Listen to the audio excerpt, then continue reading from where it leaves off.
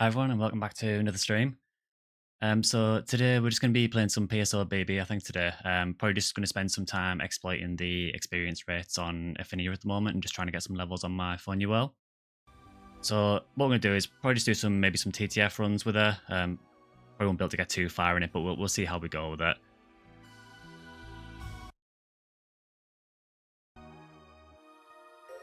Hi base player, you okay? Hi Draken.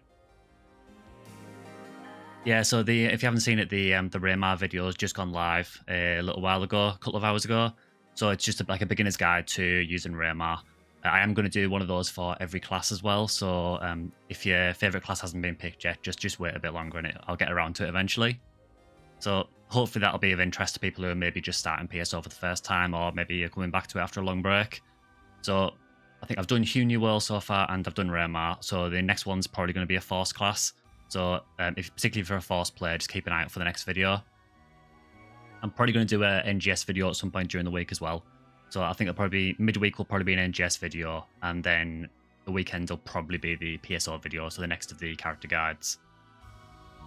As usual, this is, it's only the second stream that we've done, so if there's any problems with audio or anything, or any issues with the stream, just let me know in chat and I'll try and fix it if I can. Just another little thing as well, there is a really bad storm at the minute in the UK, and there's a ton of wind noise in this room. So if you do hear any wind noise in the background, that's what it is. We can't do anything about it.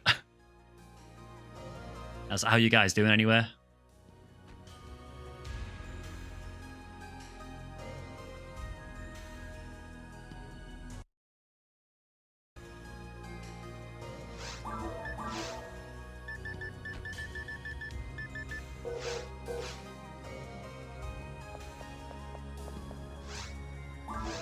I think what I might do first. So we've just been leveling your cast, but still only 40. Started like 3 hours ago. That's not bad going though for 3 hours. I suppose we do have the experience week on Ephinea at the moment, don't we? So so it probably is the ideal time to level a new character, to be honest. I mean, this FOnewearl that I'm trying to level, she's just 86 at the moment. I'm finding it quite rough in Ultimate with her at the minute. You got an abscess above your front tooth giving you misery. Oh, sorry to hear that. I hope you get sorted. Yeah, I know. Problems like that can be horrible. Thankfully, I haven't had to deal with anything like that for a while, but when I was younger, I had a lot of problems like that. But it is just absolute misery. You want to do a very hard TTF? I'm up for it. Yeah, sure, yeah. It might be easier, I think. Because I think trying to get a FOnewearl through Ultimate TTF is just asking for, well, misery. Bear in mind, I only have like 464 health.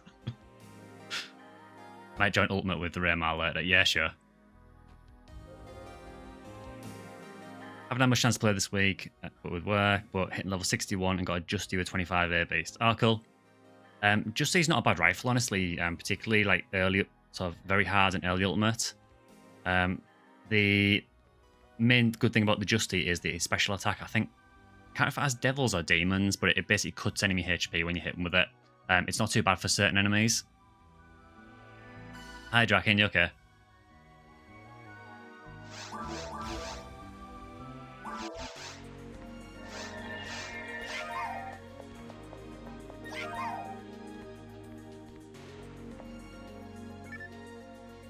Yeah, just to forewarn, I haven't played FOnewearl for a long time. I don't think I've really played one for... Well, I mean, this character I haven't touched in months. And before that, I haven't played a FOnewearl since probably GameCube episode 1 and 2. So I'm probably going to be very rusty. Give yourself some hunting goals for when you hit Ultimate. That's a really good idea. Honestly, as soon as you get to Ultimate, the game will open up massively for you.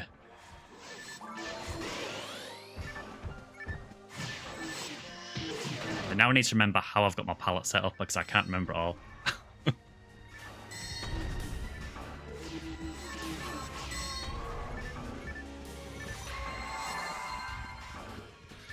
I do really like FOnewearl though. It is a really fun class. Just you get murdered by everything.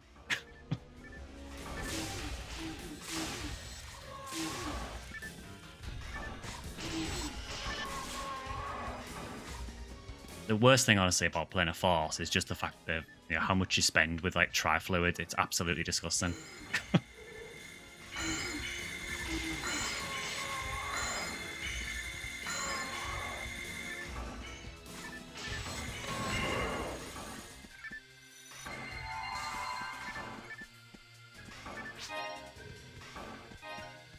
Gotta get the adept units. Yeah, yeah, adepts are really, really good. I should probably look for one myself at some point. But yeah, basically, when you're in very hard, really, it's probably just a good idea. Just have a look through the ultimate drop charts for your section ID and just see what drops and just pick a couple of things to go and hunt. And that'll keep you going for ages in ultimate.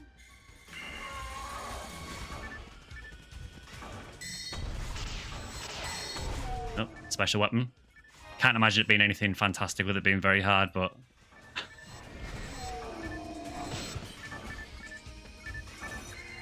What section ID are you anyway? The are you? Oh, so are you Viridia?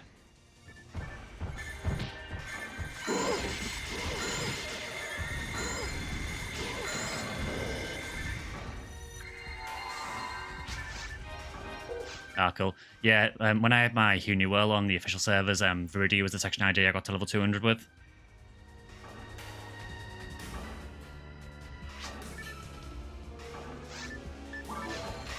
Farm them at a later. Yeah, sounds good.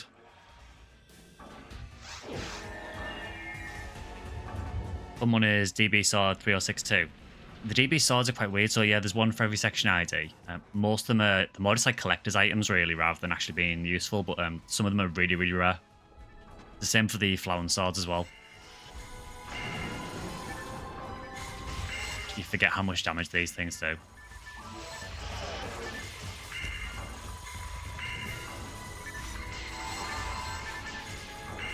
Probably shouldn't bother healing, actually, because you're using Berserk.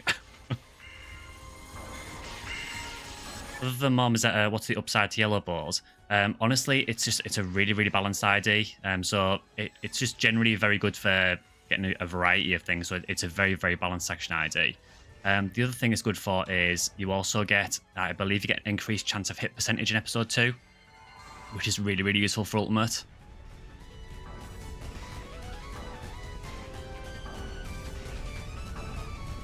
Yeah, that's the main thing. I mean, honestly, the more Mazetta is not really much of an issue, really. The special twice to murder him before he takes off. Yeah. But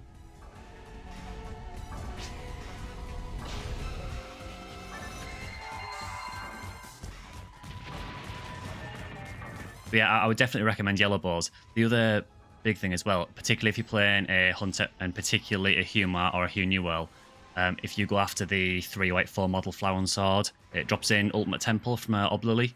Really, really easy drop. That is well worth hunting with yellow balls because it's one of the best swords in the game, in my opinion.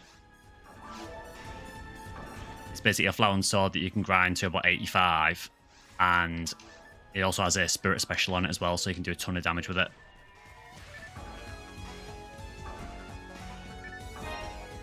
Are they okay?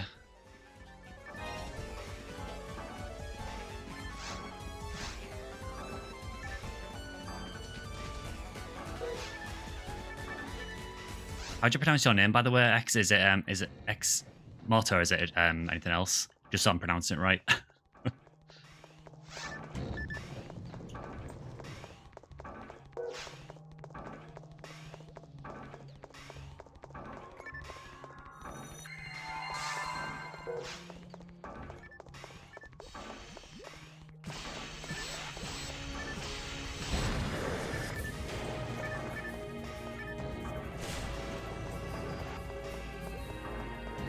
Oh, we're just skipping the slime. Oh, that's fine.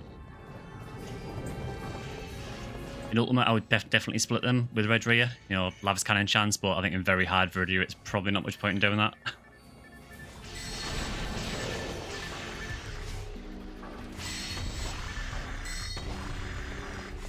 X-Mart. Oh, I got it. Yeah, I hate to mispronounce people's names, so... Do I have a Q process? Cool. I totally forgot I had that.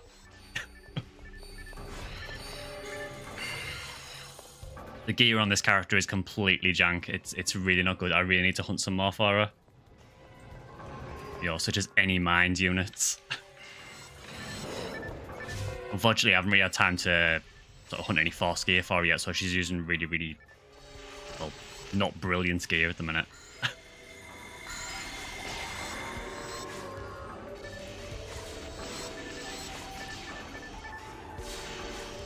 You always get Red Rhea, Purple Num, Viridia, and Oran. Yeah, like like I say, it just depends on your name. I mean, if you've got a name that you want to use and you're not getting the section ID you can just put some spaces after it. It'll look a bit weird in the speech bubbles when you speak, but it's a way of sort of kind of cheating a bit to get the section ID you want.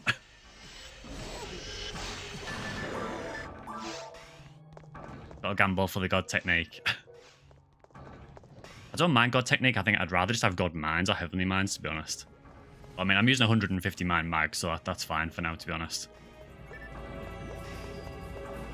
Should try some new ones. Yeah, it honestly does really refresh the game. If you've played the same section ID a lot, it's really, really refreshing to just change it up. Says me, who plays Skyly basically all the time.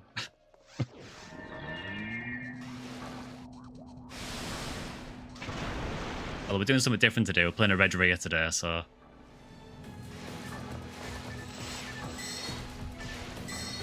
Oh, I forgot how much forces murder this guy.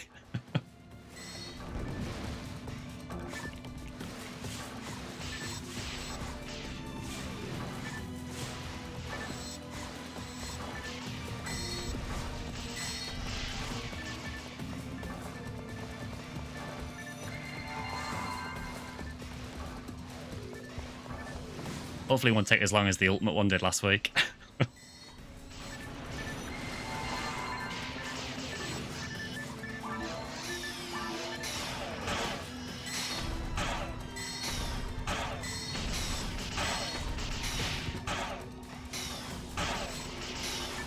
Actually getting wrecked by a very hard boss. That's when you know you're playing FOnewearl. You also know you're playing FOnewearl when you're spending about 5 fluids just to fill up again.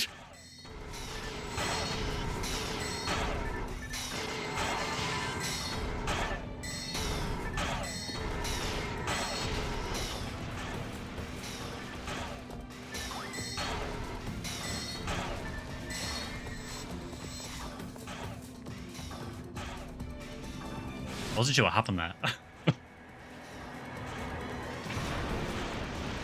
The other drop for me ultimate is Yasminkov 3000R. That's an interesting weapon, that one. So it's a reasonably strong rifle. Doesn't have a special attack or anything. It's probably not one you're going to use at endgame, but it's a really fun weapon. I don't know if you've seen it, but it looks like a really sort of old school rifle.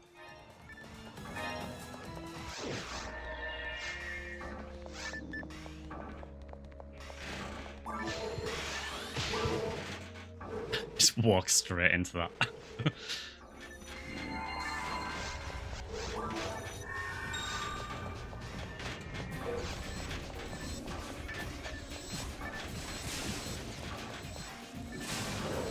Yeah, it's not a bad hunt that with Green Hill. Yeah, if you do a quest that has a lot of guild chicks in it, you'll probably get one fairly quickly.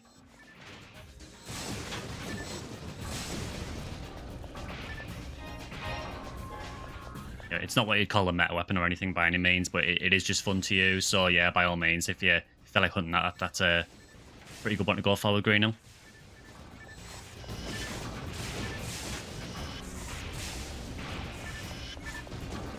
So when I'm doing areas like this, I really wish I was playing a FOnewearl instead, because spamming Razonde with the FOnewearl boost is so good.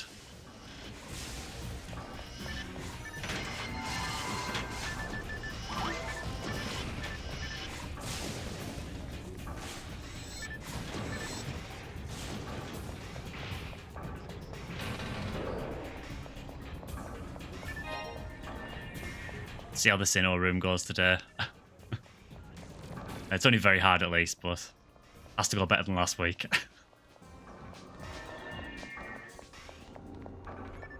The Raymar video, you could mention Secure Feet for Unique.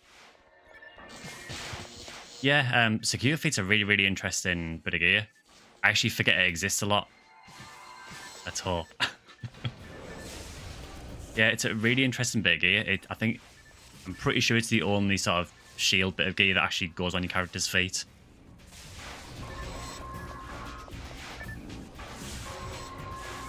I never remember what these are weak to. Seems to be maybe ice. It's so long since I played Force, I can't remember what anything's weak to.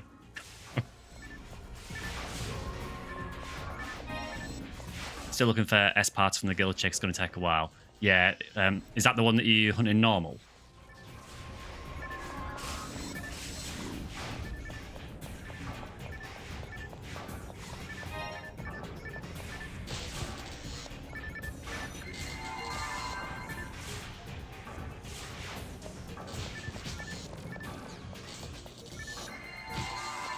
Yeah, normal only, yeah. Yeah, I know that's a really, really hard drop. I suppose the only advantage of it is because it's a normal, you can kill the guild chicks really, really quickly.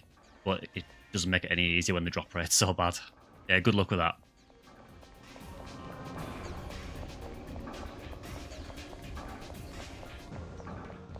Any other class, I wouldn't be worried about this room. But FOnewearl, health is so bad.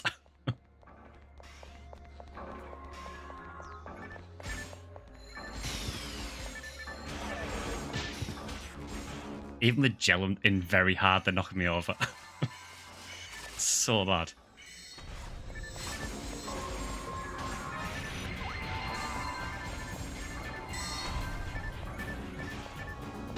Might try freezing these, actually. Must have read my mind.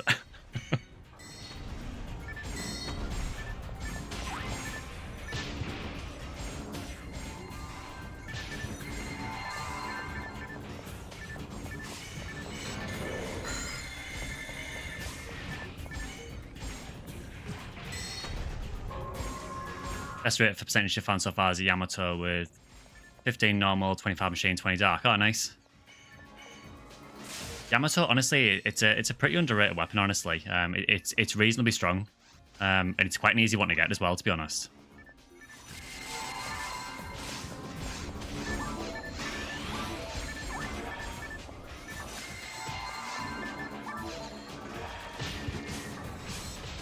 Still getting absolutely murdered.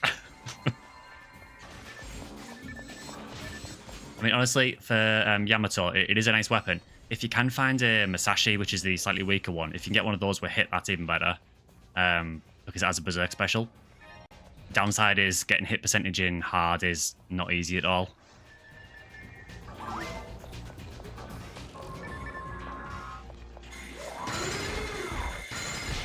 Oh, God.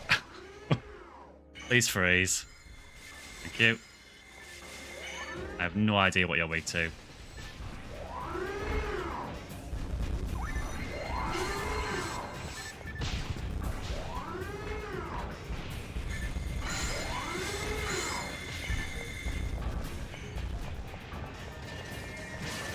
Use the cheese strats again.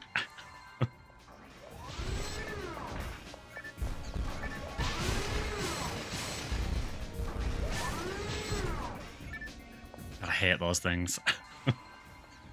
Yamato can freeze. Yeah, so Yamato's special, it just freezes enemies, so it's got nowhere near as good a special as the Masashi. But it's still a decent twin sword, though. There's not that many twin swords in the game, so honestly, any you can get a pretty decent. Just knock those guys over just to give me a bit of room.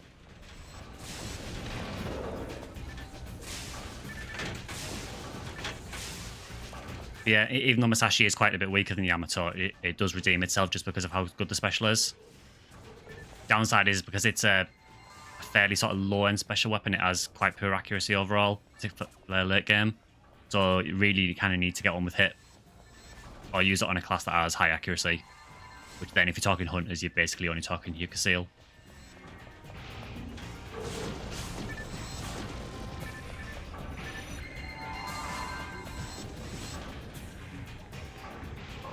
If you run in a circle, you can get the tanks to kill themselves. Yeah, that's the challenge mode strat. It's probably the easiest way to take care of them, to be honest.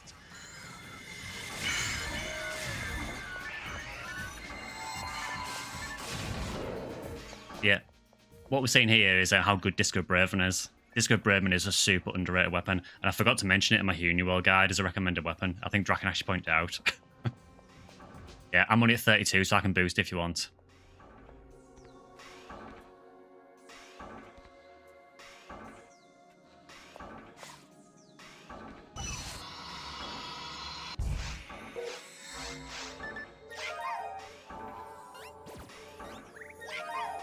Yeah, for anyone who doesn't know what Doomlord was saying there, for Garanders and Baranders, if you just run around them once the missiles start firing, the missiles just circle around them and end up hitting themselves.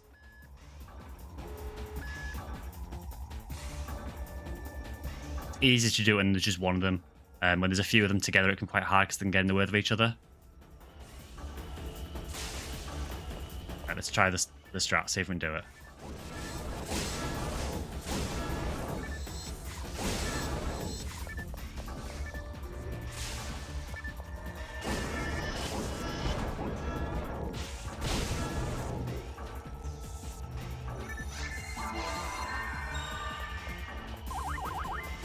Just use like casual 5 dye fluids.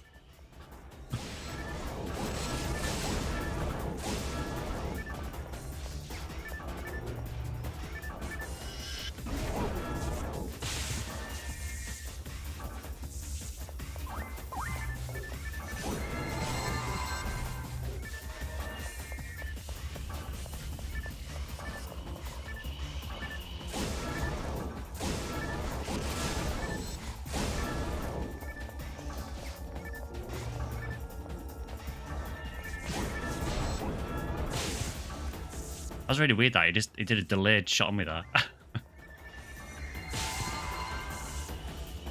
That was just disrespect.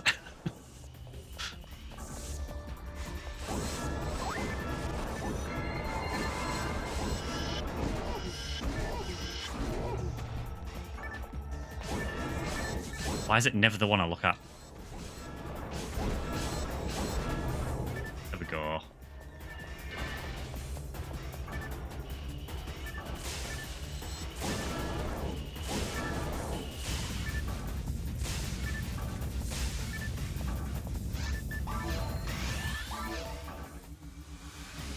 Yeah, 80% experience, but it can be a fair trade-off. Yeah, sometimes it's just worth doing, particularly for challenge mode. You know, obviously you don't want to be dying in challenge mode. The risk of failing it's really, really high. So sometimes it is just better to just make them kill themselves, basically. You're weak to lightning. I'll get you in a minute, Draken. Oh, you escaped. Oh, that's fine.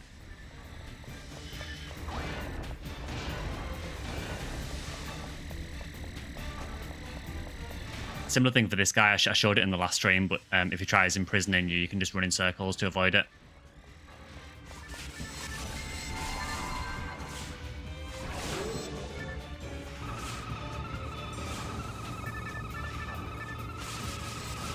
Force is really good for saving that.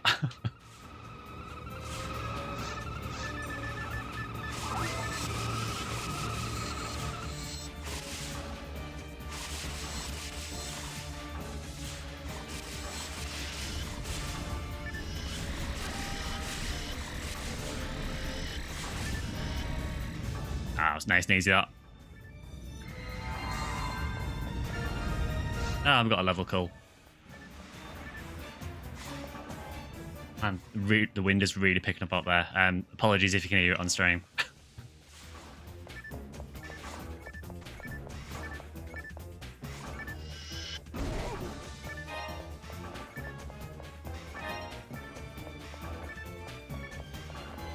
See if any fluids drop, because I've used quite a few.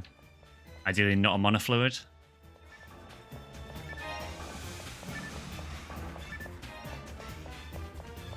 Yeah, for all you guys in chat, is there anything in particular that you're hunting or anything on PSO at the minute?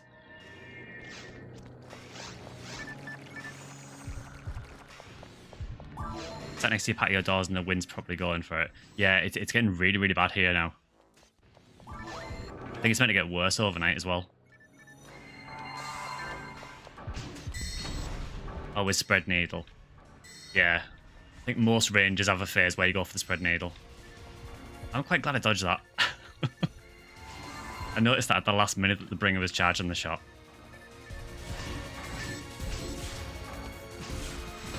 The ice for you? It's so long since I've played Force, man. I can't remember anything. S-Parts and God Battle. Yeah, God Battle is really, really solid.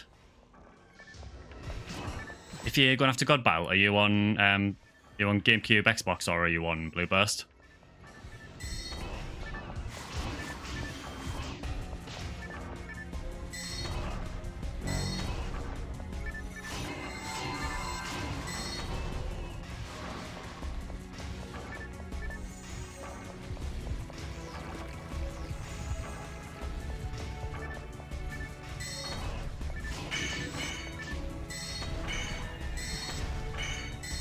Oh, classic serve. Oh, okay.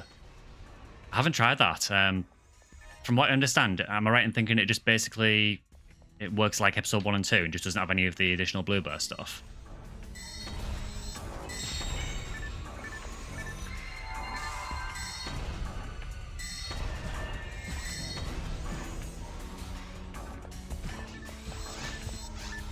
I'm going through so many fluids.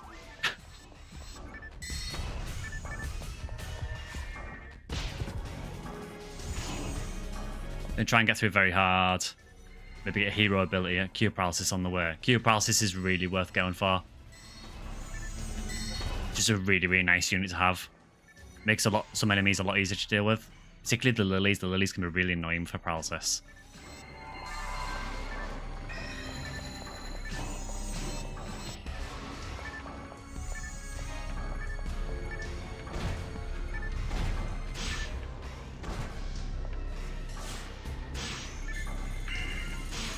Okay, so it is fire, you're just not particularly weak to anything.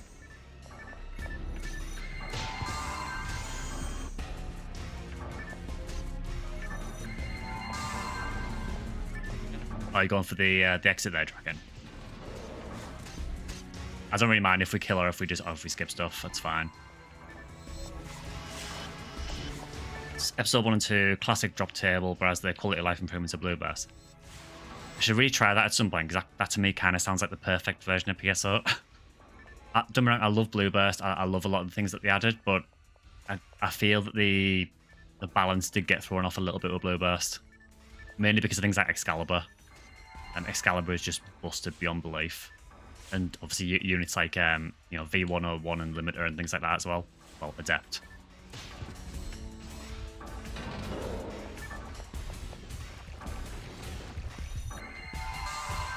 Psycho guns in Spaceship might be nice. Yeah, they're an interesting weapon. They have a really weird special attack where they kind of fire like a big... It's almost like a big charge shot. I don't really know how good they are. I've never really used them, to be honest. Mainly because I've never had an ID that finds them that easily, but from what I understand, they're more of like I think they're more of like a novelty weapon more than anything. But they're kind of cool, though. And it just makes you have guns on your arms. Yeah, no worries, Draken. I need loads of fluids anyway.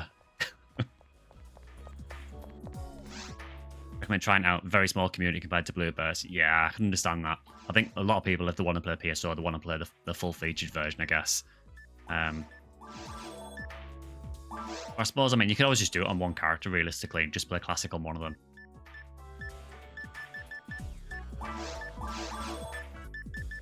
Yeah, for me, I think my favourite version of PSO is probably episode 1 and 2. I feel like it was the right balance of... There was still tons and tons of things to hunt. But I feel like it didn't have some of the issues that Blue Burst has.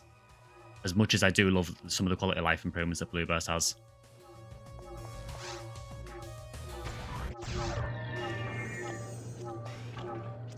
I recently got Dreamcast version 1 actually as well, just to try that out, just to see how much of a mess it was. It was interesting. I don't think it's a version I'll play very often, but it's just cool to say I've got it.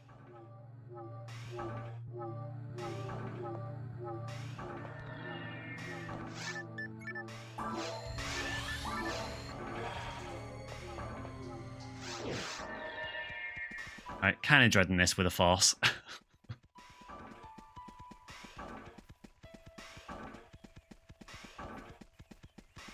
Dreamcast is rough, definitely interesting to play. Yeah, I mean, I suppose without Dreamcast we wouldn't have this, so, you know.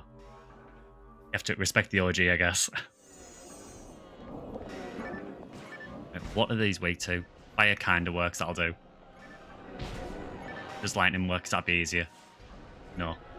So fire it is.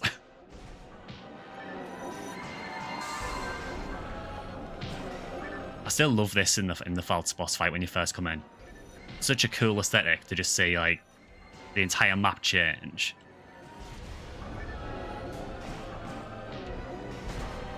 It's where PSO goes full horror mode.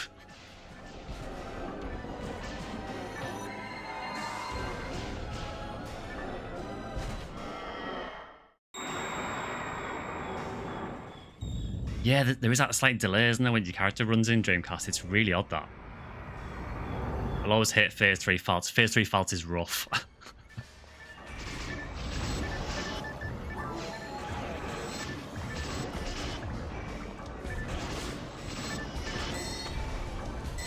Try and take care of some of these mines.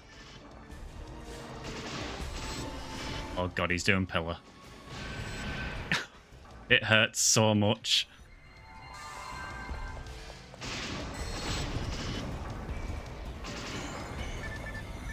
Applause mob time to watch. Hi, Minsky, okay.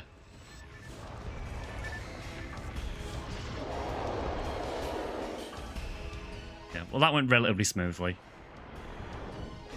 So far. I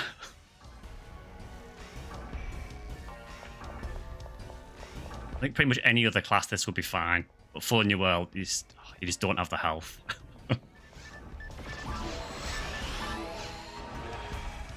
Oh, here we go.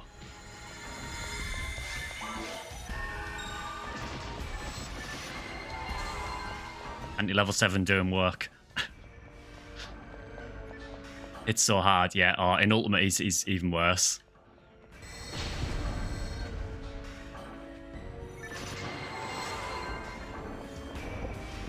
Problem is, he doesn't really give you many times to actually attack.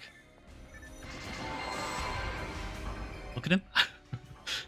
he's absolutely cheesing. He's giving us like a second to hit him and then hiding again.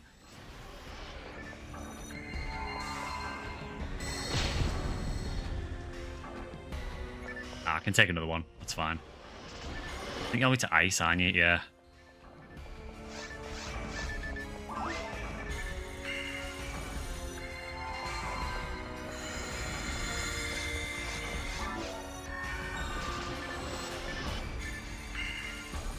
He moves so much on this phase as well.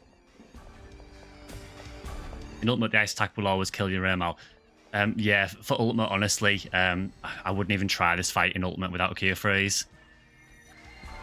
But the problem is he's got like a 1-2 combo attack that he does. So he does the Rabata to freeze you, and then he hits you with the mines that come up around you. And the mines usually kill you. Especially in multiplayer, because you have basically no invulnerability window at all. So as soon as the mines come up, you just get killed. Oh god, he's doing Pillar again. Oh, thank god. It's saved.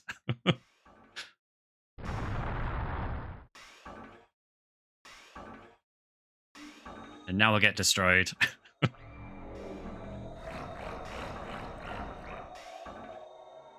pretty sure it's fire for this guy, I think. Yeah, I'll do. I'm just waiting for him to just slap me. But the most dangerous attack he has is the slap. Here comes the pain, yeah, definitely. It's so long since I've done this guy as well. If he'd like to come closer, I can try and tag him with Zalur. Tag it, I guess. There we go. So we're doing Grants or Megid. Shots first. I actually forgot he did those. It's been so long since I've done faults. That wasn't too bad. Slap, though? You gonna slap me? No? Too preoccupied with Draken. I'll take that. I always forget that Force can still hurt him when he's got the shield up.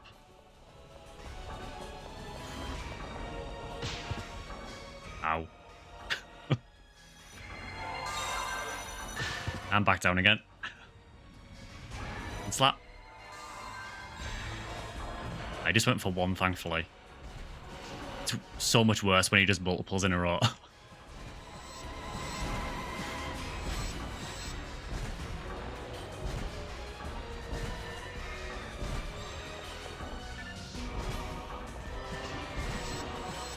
It's not going too bad, actually, to be honest. That is why my bank is filled with scape dolls. Yep.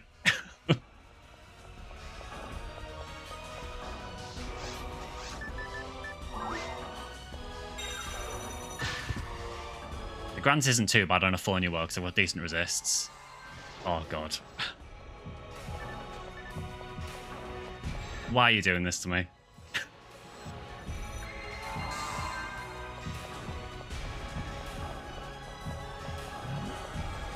There's the Megid.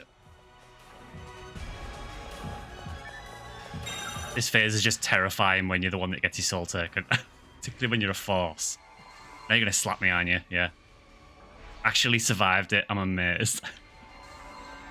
And Nidra the MVP.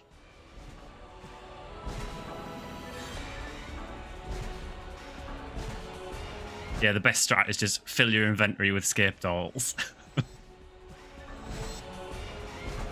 There we go. GG.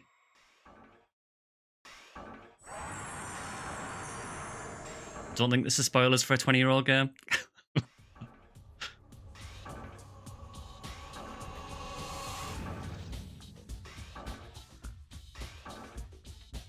Yeah, that was like way more painful than it had any right to be.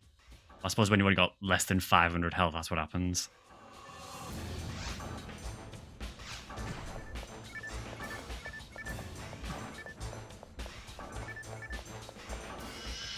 And then the reward will be nowhere near what I've spent on tri-fluids. Although I will pick up that to try and make some money back.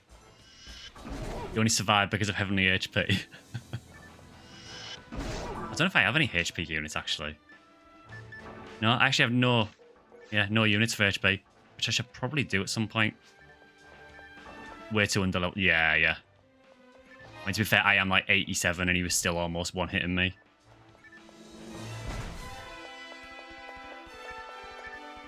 Oh, wow. A marksman arm minus.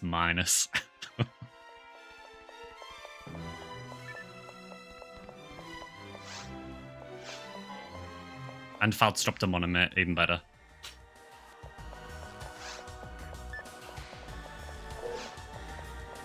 Pick it up. Is there a more useless unit?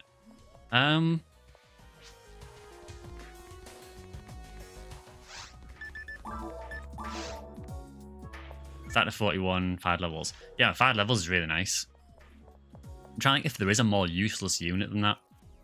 I mean, technically Limiter, because Limiter actually actively reduces all of your stats. But, you know, that does unseal into Adept, so you can let it slide. TP generate on a force? Yeah, maybe, yeah. To be honest, I always find the units that increase your photon blast gauge to be a bit useful as well.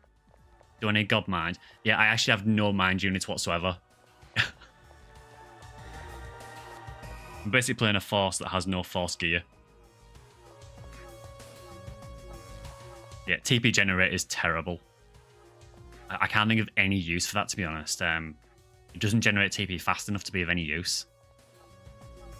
Yeah, I think there's a unit called... I think it's called PB... There's PB Generate, and I think there's PB Create as well. But they're both just not good.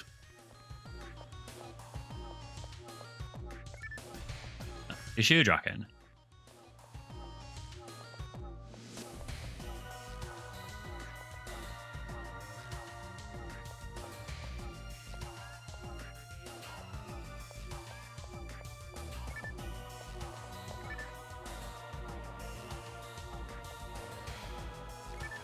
Do you not need them for a force or anything?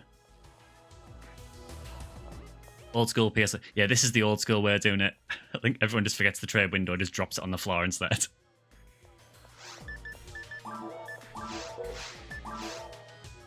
Sure. Oh, thanks very much. That's very nice.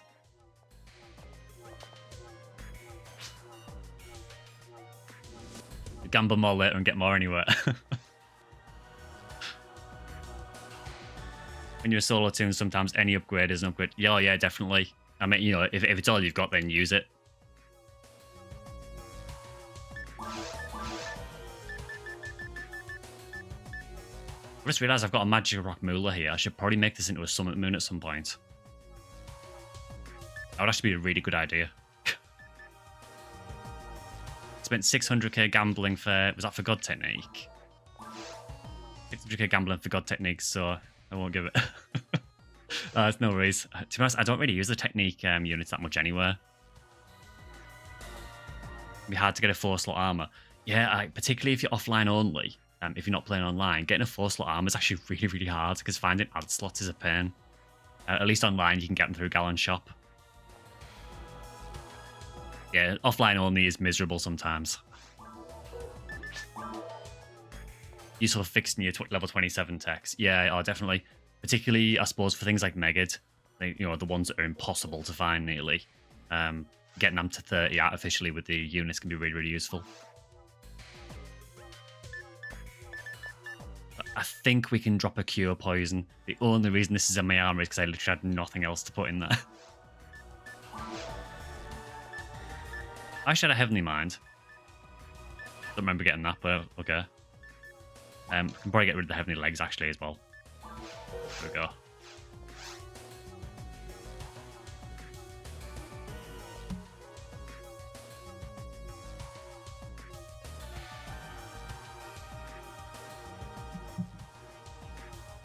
Got your graviton plate up to 4 slots. Oh, cool.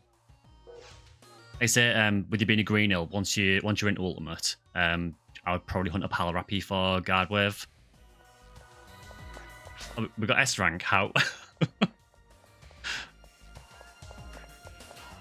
yeah, definitely go after a guard wave once you get into ultimate with the green hill. Yeah, sure, yeah.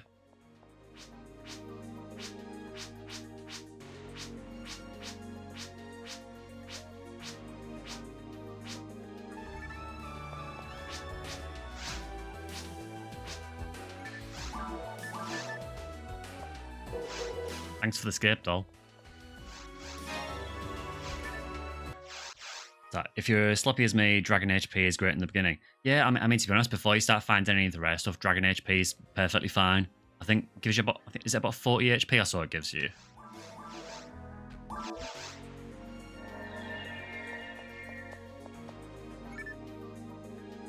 How hard are the level 100 armors to get? It depends a lot on what it is. They do vary quite a bit, and it depends on section ID as well. So some of them are honestly quite easy to find. So the guard wave that I mentioned there, that's about level 101 to equip, I think. That one it's a 1 in 2 drop from a rare enemy, so it's fairly easy to get. It's from Palarapi, so you can just spam fake and yellow to get it. There are some that are a lot harder to get. But it does depend a lot on your section ID, honestly. So for me, my main ID obviously is Skyly. Skyly is absolutely horrible for armors, so a lot of my drop rates for armors are really, really bad.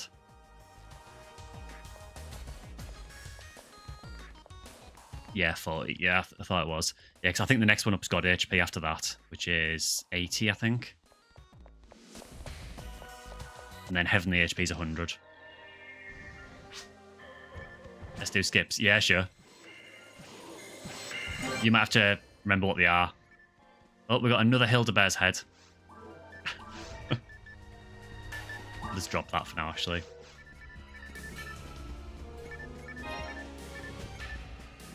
Picking up a collection of Hildebear's heads. It's a bit grim, that, actually. Yeah, Hildebear's head's actually really solid for, particularly for sort of hard and very hard. This rod is actually really decent for conserving TP.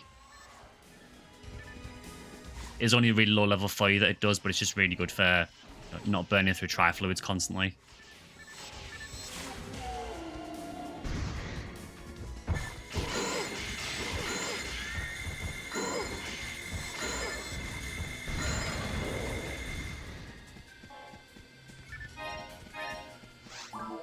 Yeah, what section ID are you, Doomlord? Can't remember what armors you can find on your section ID.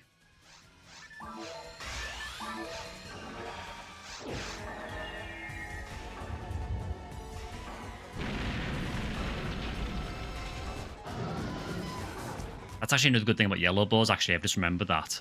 Yellow Bows has a really good drop for the Luminous Field, which is a really good armor. It just drops from the Hill Delta in Forest.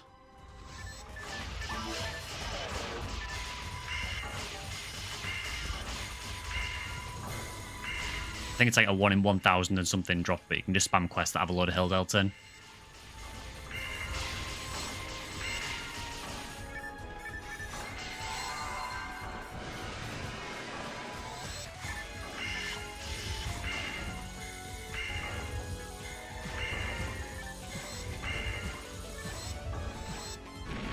I always find that funny with Barter on the Dragon, where sometimes you can hit it with Barter when it's in midair, even though the actual Barter goes nowhere near it.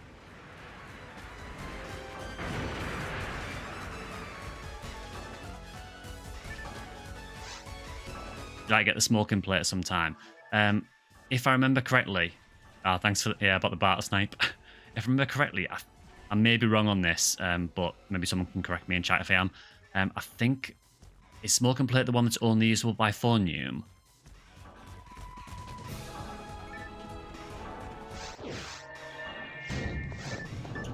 See, remember, it's the only class that can use it.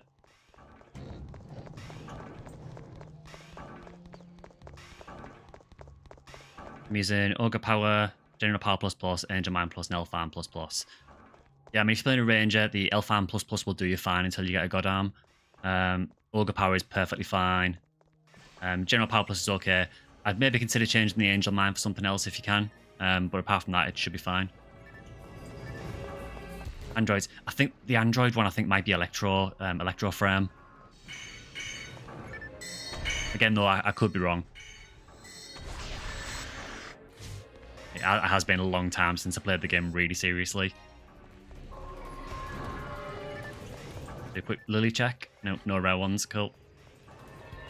I'm right. Oh, okay. Smoking Plate is for new only. Okay. It's really weird that when they give us gear that you can only use in one class.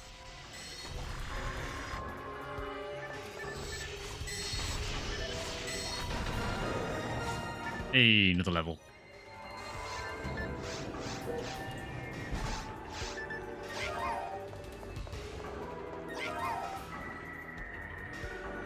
Remember having Electro Frame on your Hukasil back in the day? Yeah, Electro Frame's a really cool armor.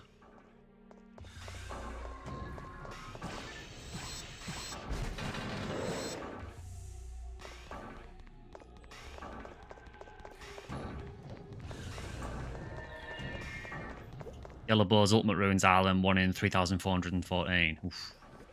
I mean, Arlens are a really, really common enemy. They're basically the ultimate version of Dimensions, but 1 in 3,500 is still not a nice drop.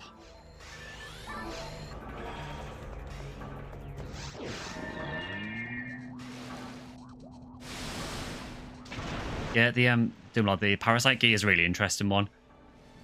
I remember it being a nightmare to get the final one because you need so many things to get it. I think, if I remember rightly, I think that's the one where you have to get a Stink Frame and then upgrade it about 4 times to get the final one. Like each of the items that you need to upgrade it is from Gallon Shop.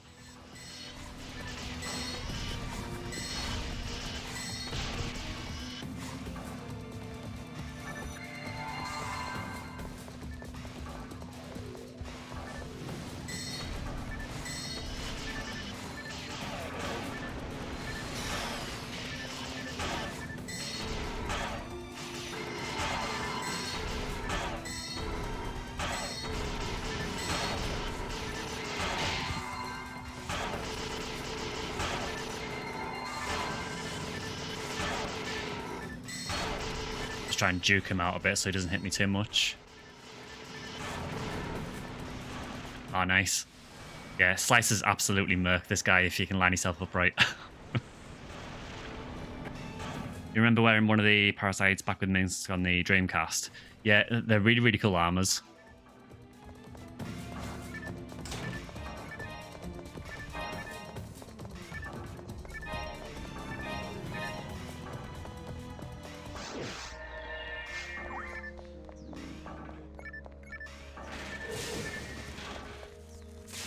I just remember them being an absolute pain to get just because of how many times you have to upgrade them all.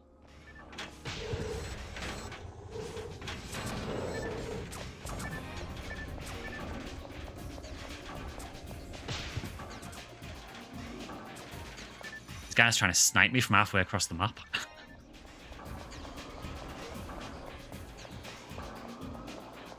Yeah, the Choo Choo rocket armor, that's a really, really funny bit of gear. It's pretty much useless. I'm sure it gives you... I think it might only be 1 defense it gives you. I remember it being really, really bad, but it has Choo Choo rocket characters that like spawn off your character constantly, so...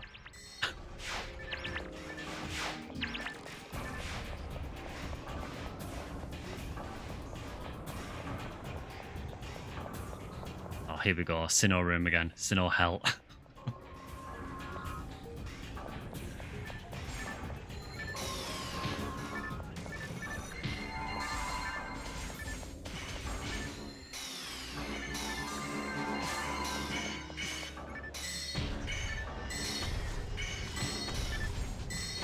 Thankfully, when I'm gelling these, they're a little bit more manageable. Then we just cheese it as soon as the first spawn's done.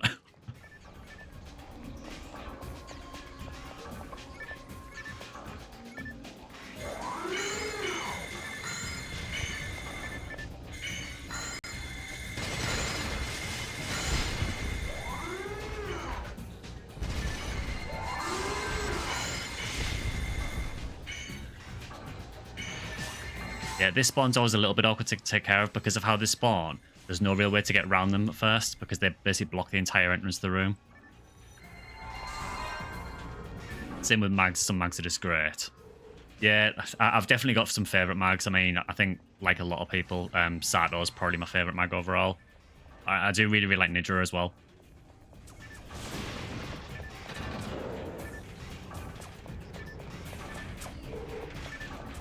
It's like going through a gauntlet, this.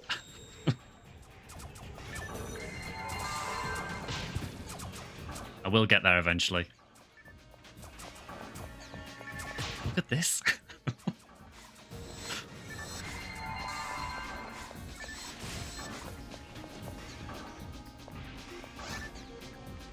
Always been a Dewari fan. Yeah, Dewari's a really, really cool looking mag.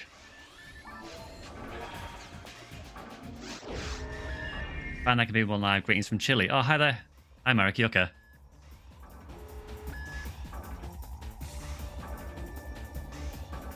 Yeah, we're just doing some very hard TTF at the minute just to try and take advantage of the experience on Ephinea.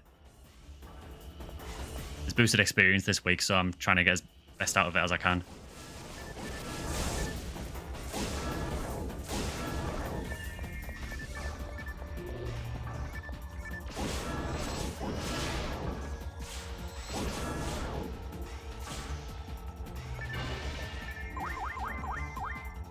So many fluids to fill at the minute.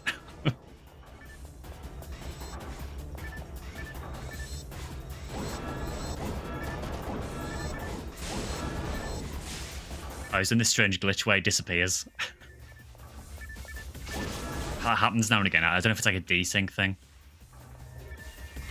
But you can still hit him even though the screens are blank.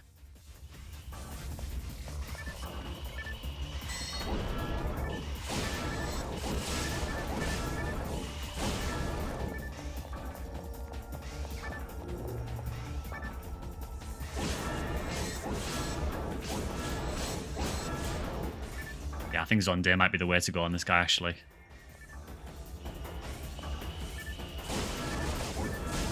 And then Giora Zonday for the screens.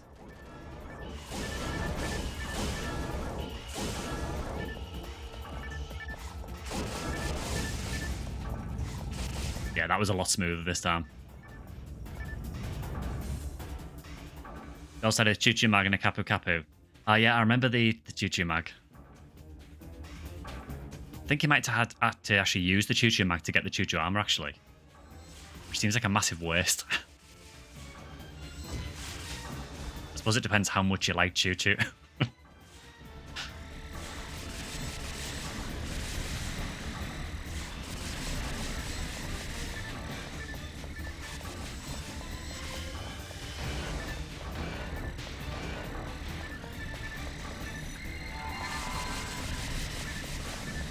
I like how Draken's just dismantling Voloped while I'm running in circles.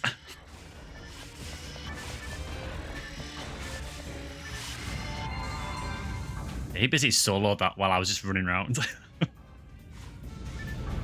Loved a lot of mags back in my day when I could go online from the GameCube, so I made myself a Rati fan. Yeah, I really, really like Rati as well.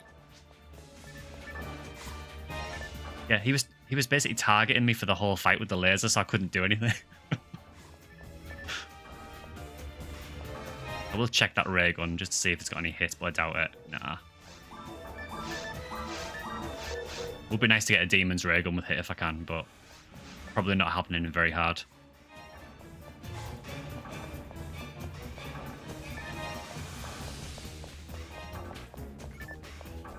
One thing I don't like about being offline is being unable to get a striker of Chow. Yeah, because I suppose there's only two ways of making it. I think they both require online. A shame as well, because that's a really, really solid weapon.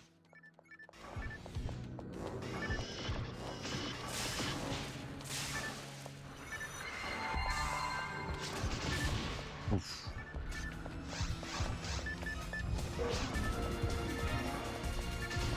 Yeah, you got sniped there. How am I nearly out of TP again already? It's the FOnewearl life. Alright, yeah, we're doing minimum. Well, we're doing skips, aren't we? It's crazy how much fun this game is, all you can do. There's an absolute ton of things to do in this game. And there we go, it's opened. Very good. Like Heaven's Light or Guilty Light. Yeah, so Guilty Light, that's a pretty easy drop actually. You'll probably start getting that probably in very hard, I would have thought, for most section IDs. There is an upgraded version of that as well if you like that style of weapon. I think I mentioned this last stream, but there is a stronger version of Guilty Light called Red Scorpio, which usually drops in Ultimate.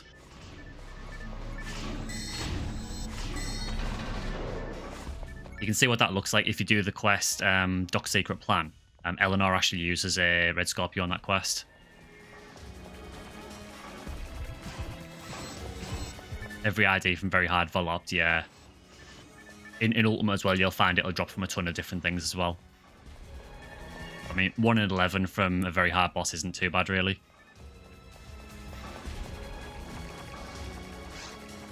Alright, Falz, we're back again. Do you have a Photon Blast, I reckon? Because I am nowhere near.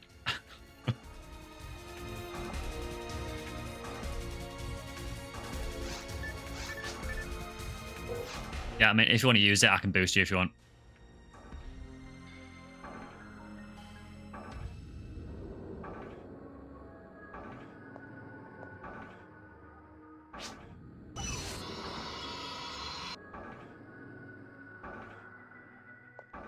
That's done the weird bug. I haven't seen that happen for a while. Yeah, I think only you might have got that there. I'm not really sure what happened there. Maybe I was slightly outside the room or something, but it's fine. I don't need D-band anywhere.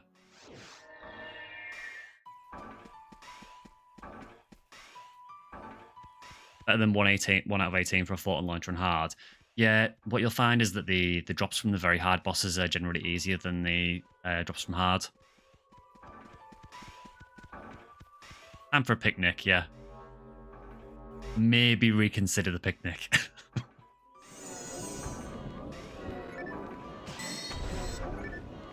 Why didn't I just use FOnewearl last time? That makes so much more sense. I'm actually an idiot.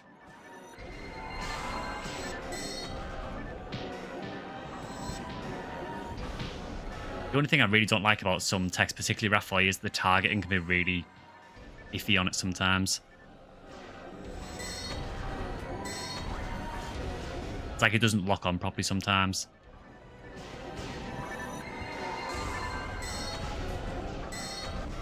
There we go. The solo, I need a spread needle. The most will help grind all around. Yeah, spread needle is a massive, massive help if you're a ranger. That'll carry you through the game, really, once you've got it.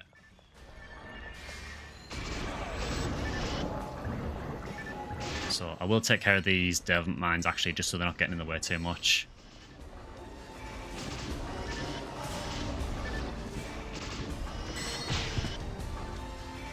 So that does next to nothing. Keep doing that fault instead of doing the divine punishment. Okay, well, that was really smooth.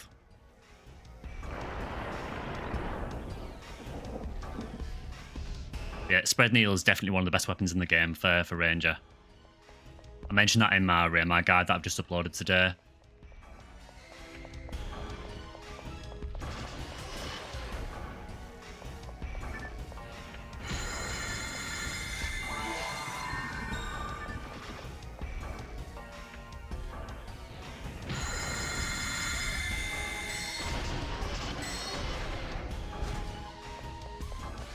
Pretty sure it's ice for this guy, isn't it, I think? Yes, it is. Yeah, that's fine. Goodbye, reward scape doll. Yeah, it's so long.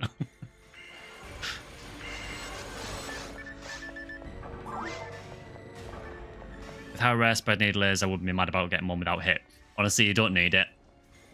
With it being a ranger weapon anyway, rangers quite often just don't even need hit. It's a bonus if you can get it, but they've got so much accuracy later on that you tend to just not need it. We clutched that again there. That's the second time in a row that we've beat him just before the divine punishment.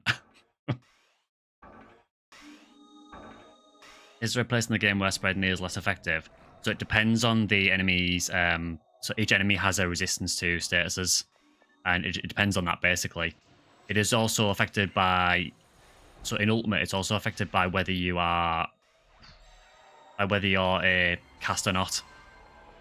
So in Ultimate mode, casts get, I think it's a 30% bonus to, I think it's to freeze, confuse, and paralysis specials. It will still work really well on a human ranger as well, though.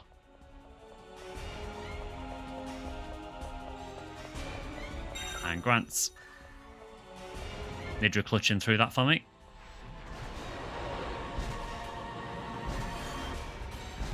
It is really nice having an invulnerability trigger mag for this, just because every time he slaps me, I end up on virtually no health anywhere. It just triggers it really, really often.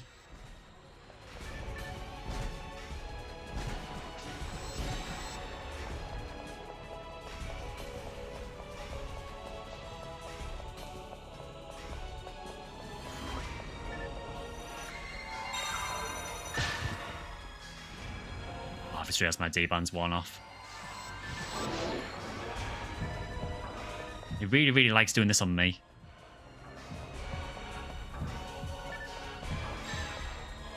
I can't really hit him because I think if I hit him, I'll just kill myself. I could maybe use the special attack, maybe. Yeah, I can probably do that. That's about it.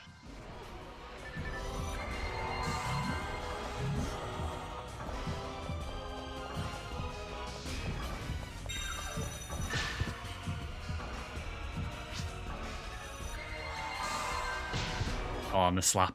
I'm so glad the slap does fix damage, just so I know I can actually survive it. And Nidra's triggered invulnerability again.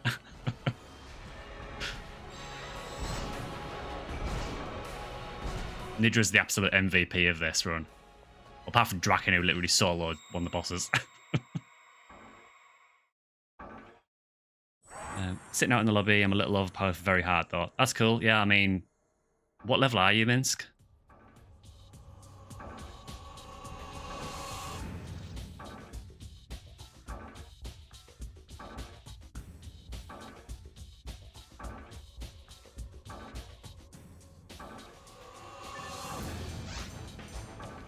$180. Oh, wow. I mean, we could always do some ultimate.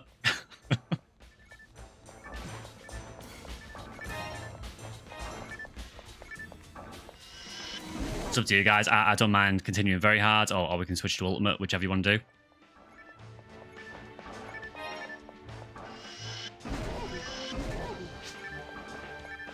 I'm with ultimate. I'll swap to the Raymart. Yeah, cool.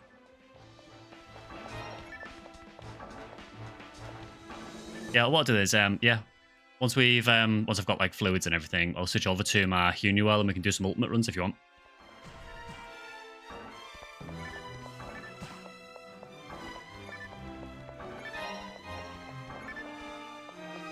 Obviously, going to find a red ring.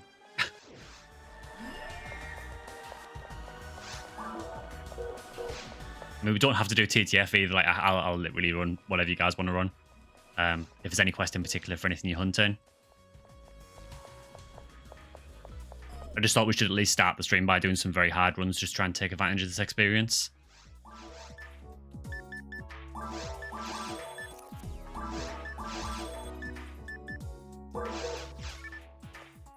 So for the class guides that I'm doing at the minute for PSO, the next one's going to be a force character. Is there any particular force that you guys would prefer me to start with?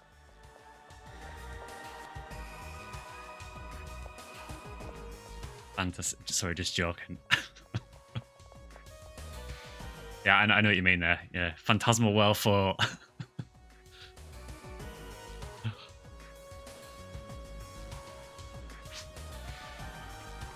One is my favourite, but all are interesting. Ah, cool.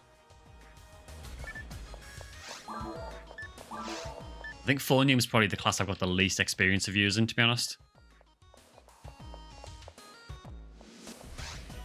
The rest of your characters are below 20.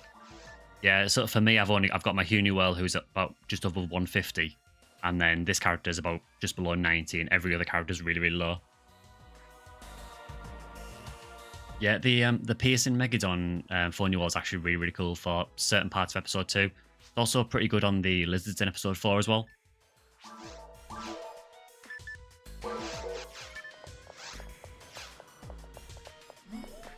Like a FOnewearl with Holy Rate and Legion.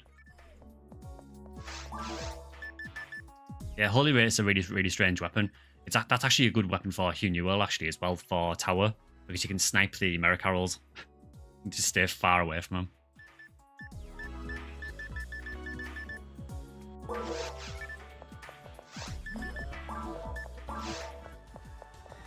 Force is a king in episode 4. Yeah, Force is unbelievably good in episode 4. And as I said, for certain parts of episode 2, Megid is really strong there as well. Really like the illusion in episode 3. I'm trying to remember what it does now. I think I've got it in episode 3, but I can't remember what it does.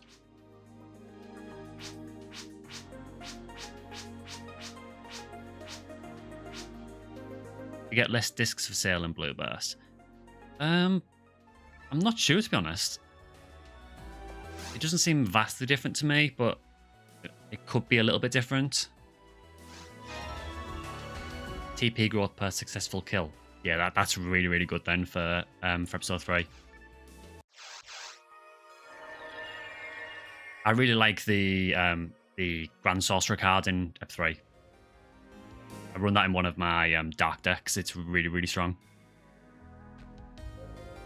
So what I'll do anyways, I'll switch over to my FOnewearl and we'll do some ultimate runs for a bit.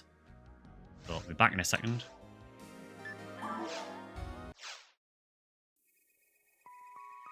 You found your copy of episode 3 recently? Oh, cool. It's a really, really underrated game, honestly. As I mentioned before, I got a lot of flack when it released just because I think a lot of people weren't willing to accept Phantasy Star Online as a card game. But I think it has aged really, really well, and it's actually a really solid card game with actually really decent story as well.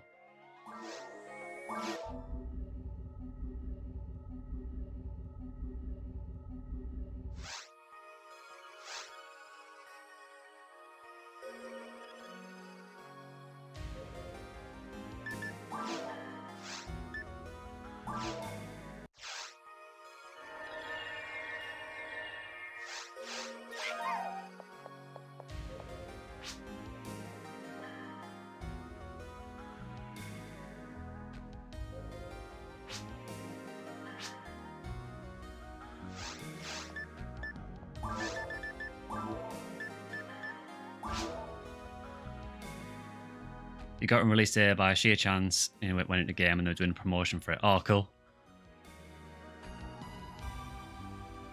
Yeah, so yeah, apparently we're in the same team. I never even realised.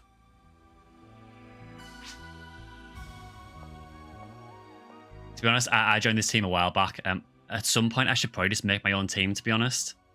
I used to have my own team back on the official servers, but yeah, when I joined on this, I was the only person I knew that was still playing it, so I just joined another team. But yeah, I don't mind doing. If you want to do TTF or another run, and I'm happy with any section ID as well, if there's anything in particular that you're on after.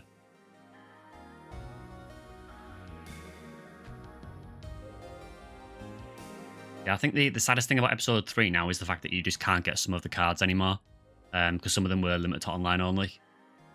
So it kind of spoils it a little bit. Particularly some of the broken cards like Dark Flow, you just can't get them now.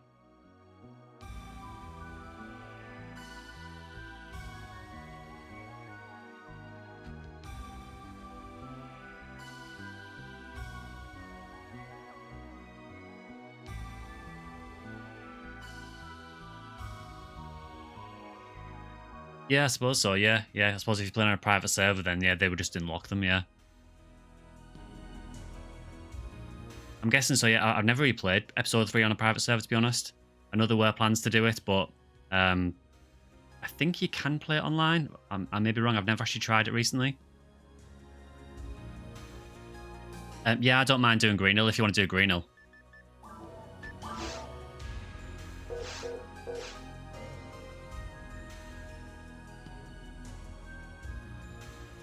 Is there an advantage to being on a team? So, yeah, basically, so on Blue Burst, if you have a team, certain functions are tied to your team. So the dressing room, you need a certain amount of team points to unlock. You have a team flag, and it also gives you access to some quests as well. So there's a quest called Point of Disaster, which is tied to being in a team as well. And I think Ephinea's added some other ones as well.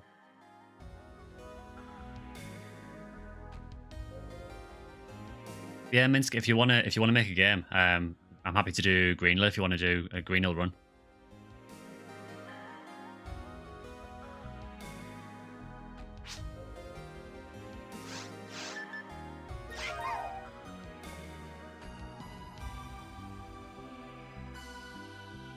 Yeah, so the dressing room works a bit different to GameCube. So I think on GameCube you just had to have you had to have 10,000 Mazetta on your character, and then you could access it anytime. But for some reason on Blueburst they locked it to being in a team. Yep, cool, Minsk. That's fine.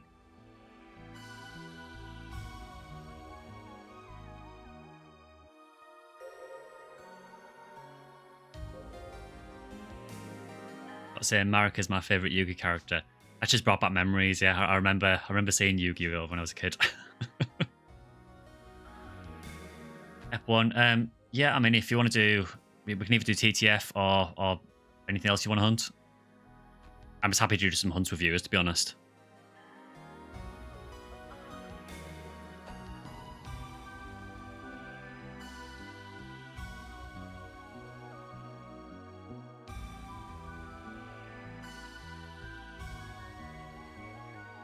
It should be an interesting party, this, with Hunter and 2 Rangers. Imagine if you had to unlock the Salon on NGS by joining an alliance. Oof. I think the Salon's like the main part of NGS, isn't it?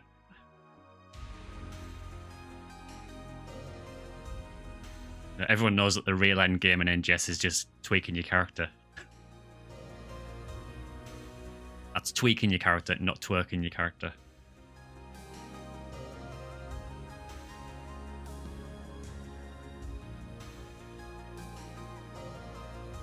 Yeah, there probably won't be any NGS today, just because it's quite a quiet week on NGS for this week.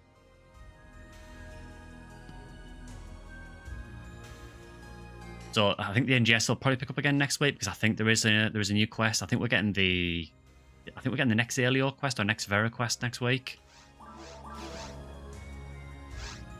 Like that, the game.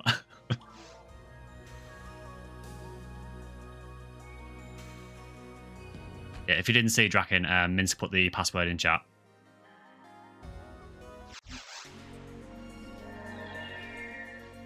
Had to make sure you had anguish mode off. Yeah, it'd be rough enough without anguish. I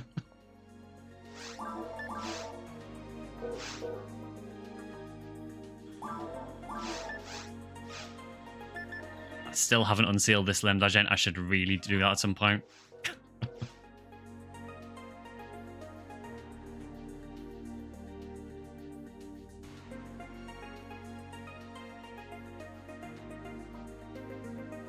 Yeah, the first Force video should be up, I would think, next weekend. One thing I want to check as well is, obviously at the moment, I'm doing one upload on a Wednesday and one upload on a Sunday, but then with me streaming on Sunday as well. Would you guys rather if I change the second upload to Saturday instead? Just so there's not a stream and a video on the same day. The squad.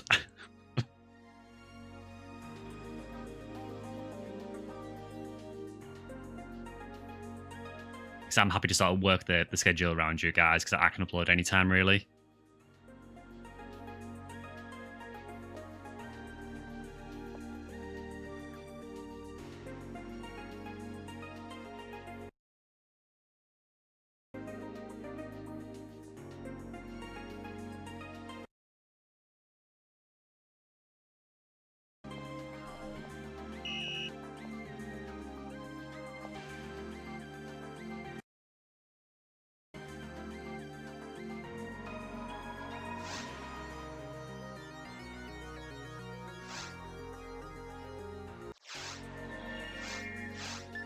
Here we go. Time to get absolutely destroyed.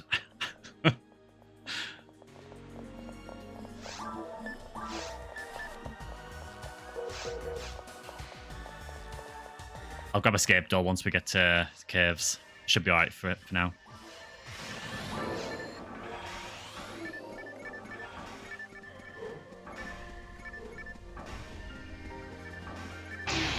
We want to do low kills, or we want to just kill everything? I really don't mind. I don't even know what drops on Green Hill, to be honest. I haven't replayed the ID a great deal. No preference either way. Ah, cool.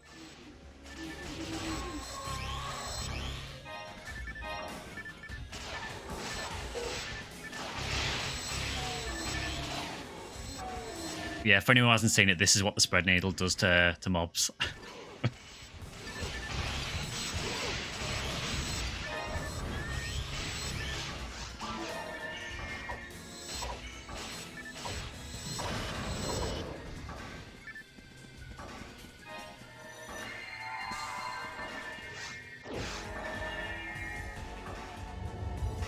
Rifles, yeah, I know Green Hill drops mainly rifles. I just can't remember the individual drops. I would imagine there's a lot of justies.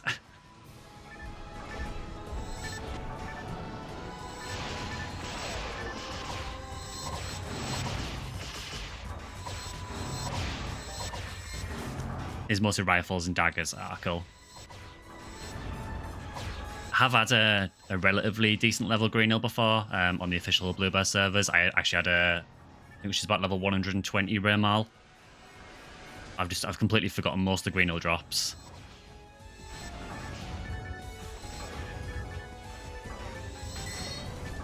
Ah, there we go. Got the Refoy tag.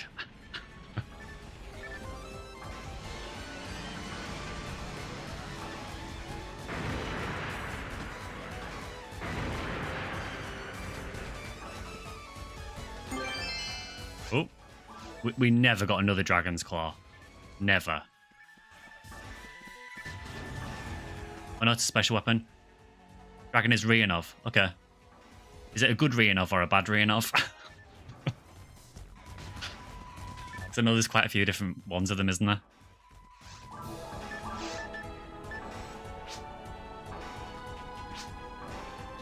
Five, okay.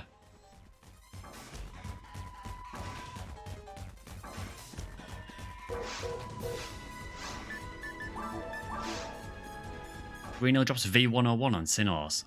That's an amazing drop, actually. V101's really, really good.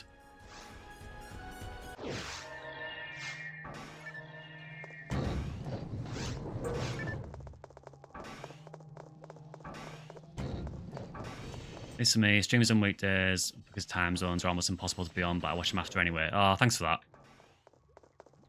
Yeah, for me, I work full-time during the week, so by the time I'm in on a night from work, I don't really have much time to do streams.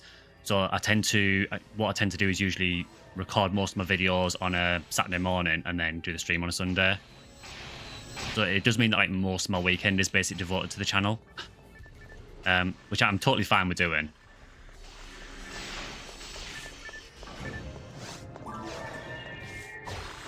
To be honest, it's a nice little break actually after having worked the whole week because, yeah, the job can be a bit rough sometimes.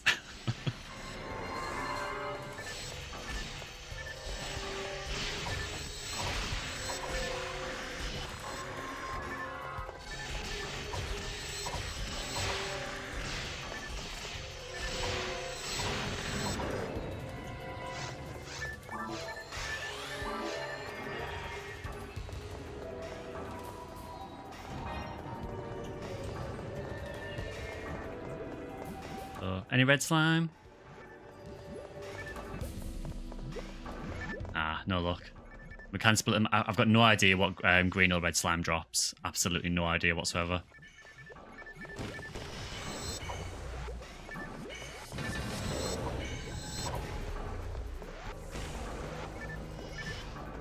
The only problem with these guys, sometimes if they get frozen, they kind of desync. You just can't hit them.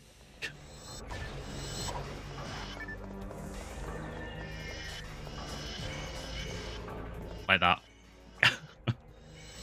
Just not targetable.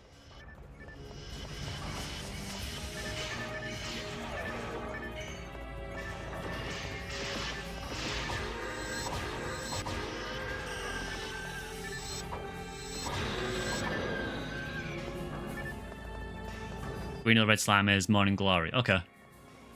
It's not so bad. It's an interesting weapon. I wouldn't say it's that great overall, but it's a cool weapon with how it interacts with the time of the day. It looks really good as well, actually.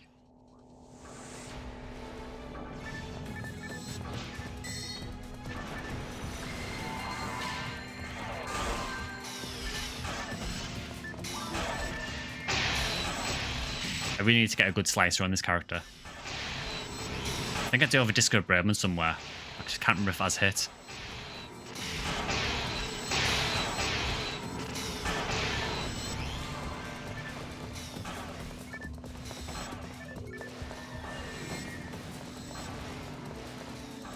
I'm not really too worried about this TTF until we get into mines. I think mines is where the difficulty does step up quite a lot.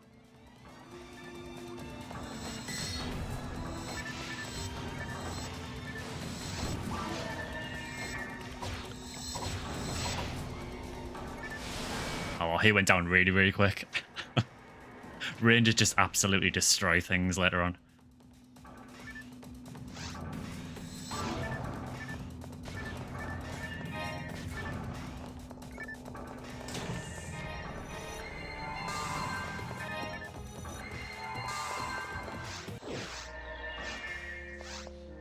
Yes, this is where I start to be completely less useful.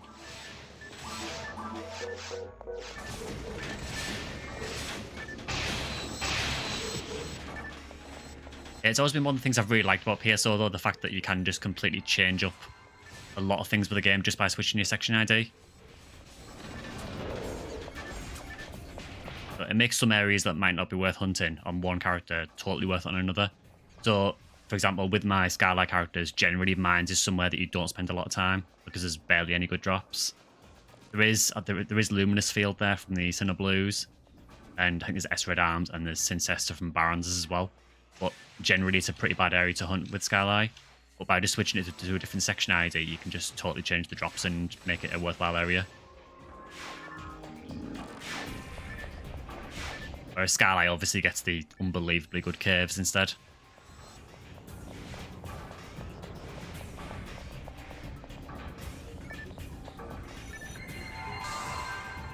I'm just wondering, do I need to gel Missinors or not? I'm going to say no, because I think they'll knock me over. I want them to knock me over. Kind of terrifies me that you don't knock me over. Oh god, they hurt so much. This is the room you stopped at on Solo Anguish. Yeah, I don't blame you. This room is hell.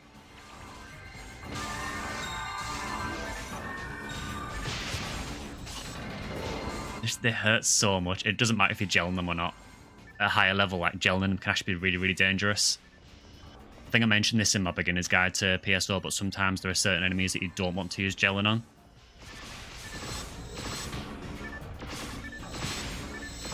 So these guys actually might be worth doing it on because they're not knocking me over unless they get a crit.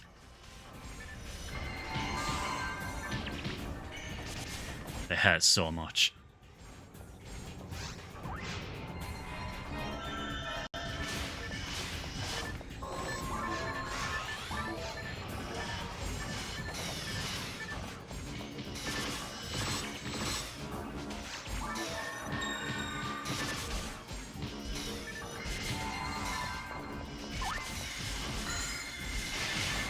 I try freezing them, actually. I know we've got obviously the ranger support as well, but if we can just stop these from moving, it should help a lot.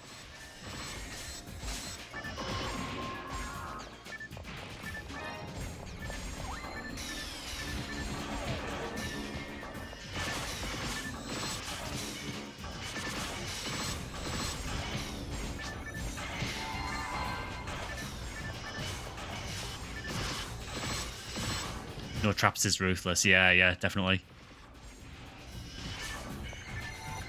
It really hurts not having an android sometimes.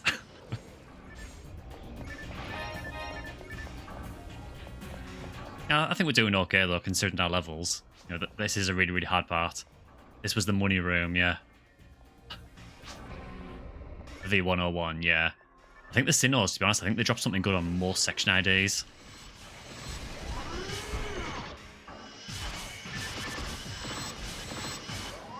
Yeah, that was so much easier with Rangers.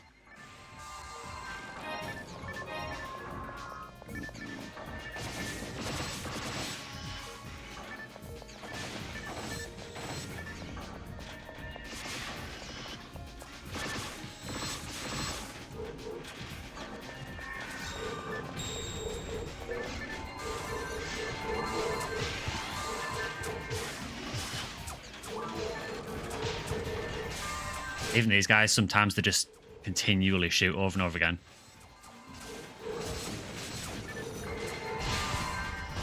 And in online, they basically give you enough time to get up and heal and then knock you back over again.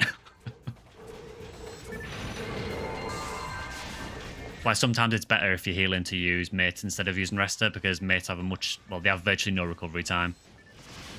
Whereas with Rester, you're locked into the animation while you do it. So it can be better to just use a Diemate sometimes.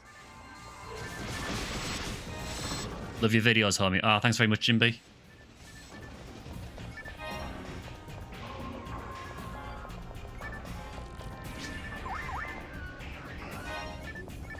Curious for V8 or 1 on FOnewearl. Yeah, I'm not sure how useful it'd be, really. I suppose it depends how much support you're doing.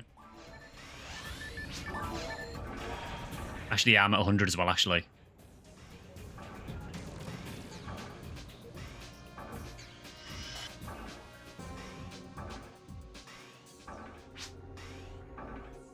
Yeah, we can do a Photon Blast chain if you want.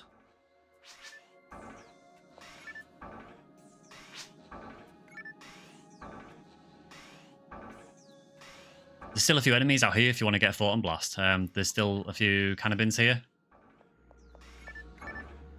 We can always get a Photon Blast and then we can do a triple chain. It's up to you.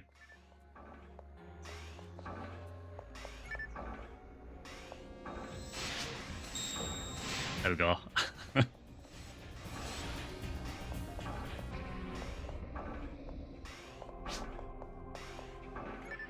Alright, I'll do Pillar then.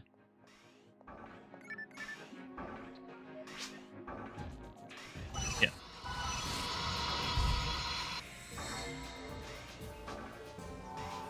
Get the nice level, I think it's at level 61 shifter and deband we'll get from this.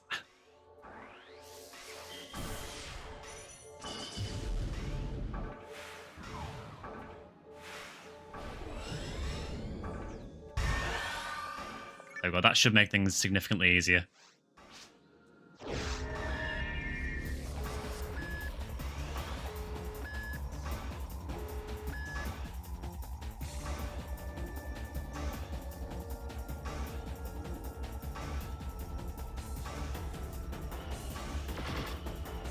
I was like, it shows you that behind your character, but then it spawns somewhere else.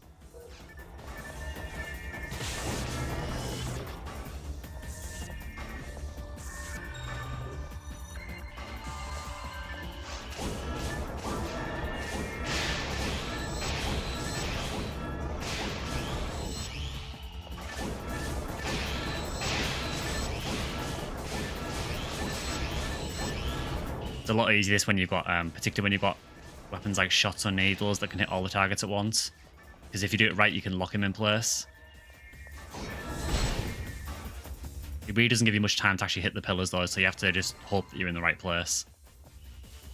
I don't actually know involved if there's a way of telling which pillar's going to be the red one when it pops up. Oh man, it's done already. That's the difference that level 61 shifter and deband makes.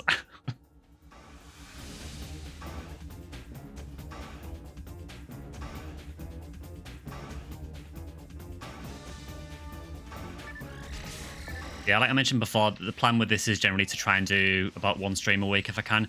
It might not be every single week, but I am trying to do as much as I can. Wow. He got absolutely destroyed.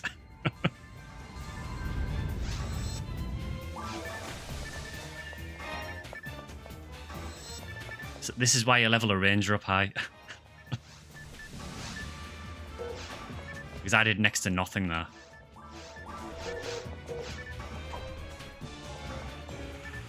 Seems to be a thing with Phantasy Star Online where rangers always seem really, really strong. Same at NGS as well.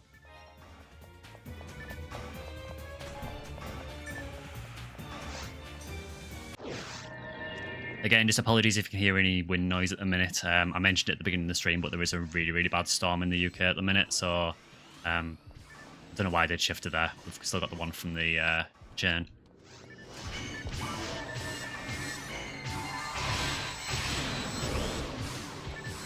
Yeah, there is a really, really bad storm at the minute, so you might hear a little bit of wind noise in the background. I've tried to adjust the mic a bit just so you can't hear it as much.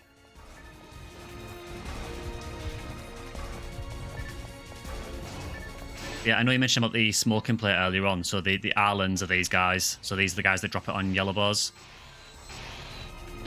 Was it yellow boars or was it orange? I can't remember now.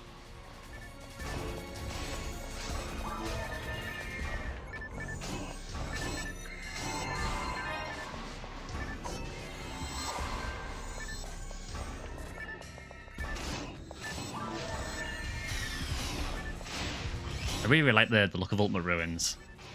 Just the colour palette change to it, I just think looks really, really cool. Yellow boars are cool.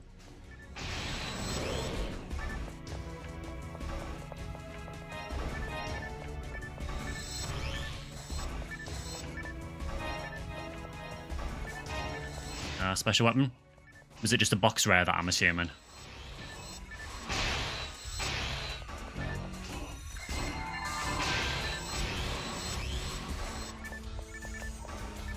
Yeah, I've always really, really liked Ruins. I think it's probably my favourite area in episode 1.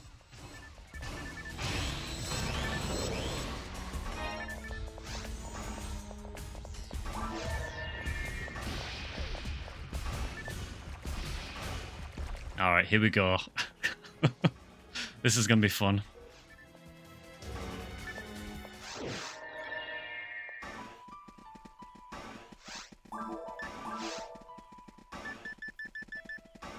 Yeah, I just realised I don't have my cure freeze. This is going to suck. Yeah, Draken actually gave me a cure freeze last stream as well, and I've totally forgot to bring it. Well, time to get murdered.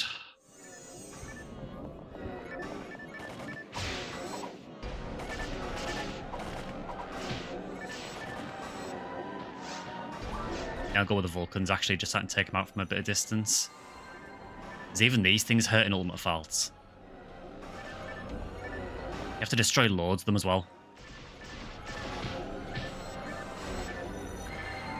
The main problem for anyone who hasn't really done this much, basically, realise you forgot fluids. It's going well, this, isn't it?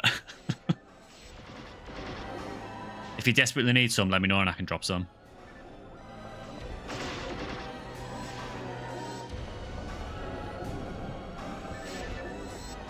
Yeah, but the reason that this is so awkward sometimes is because in multiplayer, in Ultimate in particular, you have next to no invulnerability window between taking damage, so things can just continuously hit you and continually do damage.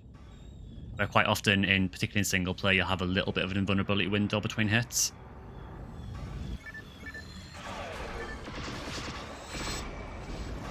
You got escapes, fair enough. God, he's just absolutely melting.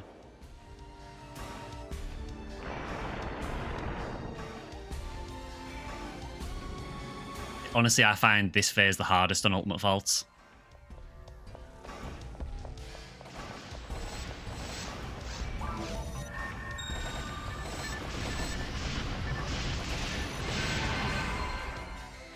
Try to time that. So there's a thing you can do in this game. It's really, really hard to do though. Called technically arrestor shielding. Basically, if you time your arrestor perfectly, you can sometimes kind of cancel damage out by doing it. But it's really, really hard to do.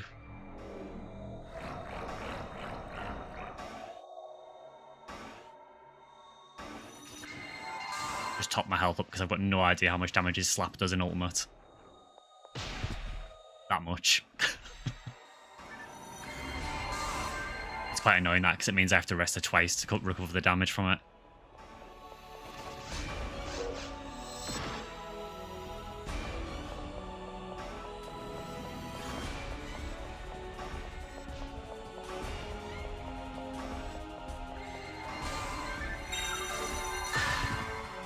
Grants isn't too bad.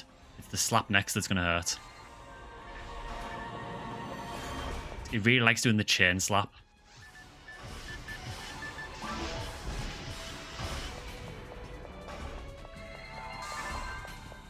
I know it's serious. Draken's busted out the Heaven Striker.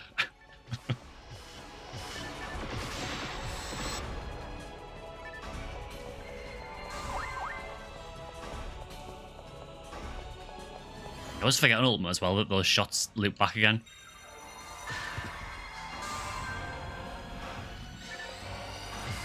Whose soul are you going for? Oh, it's me again.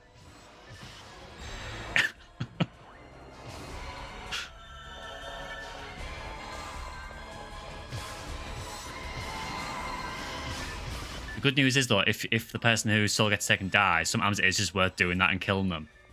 Because then he drops the link to them.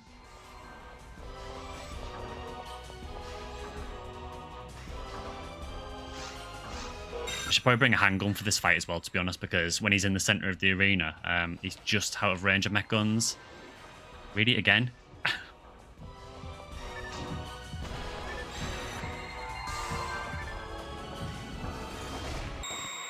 There we go. I was limited what I could do there because he kept taking my soul.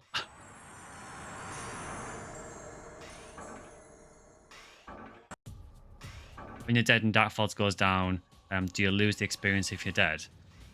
I know the experience loss thing is mainly a blue burst thing. Dead and Dark Faults goes down. I'm not sure, to be honest. Any red ring? I would assume that you'd still lose it because you've still died. I'm not sure. I think it's you lose experience if boss dies after you're dead. Ah, right, okay. I'm not sure. I think what it was, I think he took my soul, and then I think just the combination of everyone attacking just killed me. So I don't think it was anyone in particular. No worries though.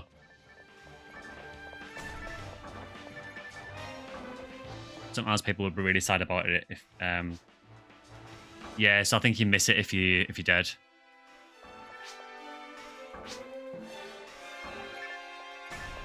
I died once, yeah. I didn't die on the second one though. It was just the first time that he took my soul. What did he drop? Escape doll. That's like the ultimate insult.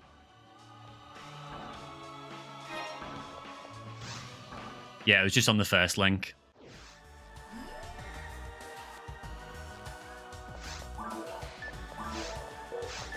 Yeah, no worries. Yeah, it happens.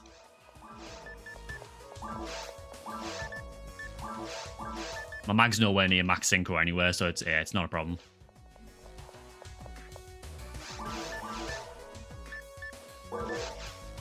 Right, so let's see. What will this take up to? It'll go to 35 air beast. Sorry, 35 native. Have a look. Rionov 303 SNR 5. What's an 11 star? Also, is this the best Rionov then? The 5?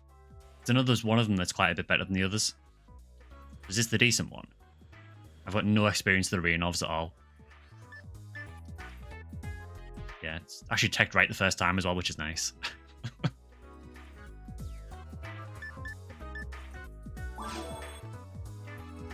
No hit though. No, unfortunately not, no. I think it's the highest attack power, cool.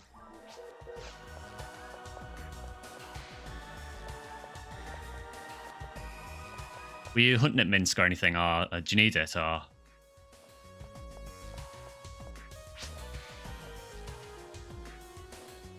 Just hype with the Yaz 9030 hit. Yeah, that's a really, really nice drop.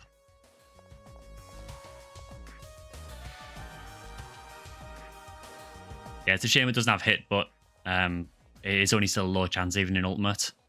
I think even in Episode 1, I think it's only about a 5% chance.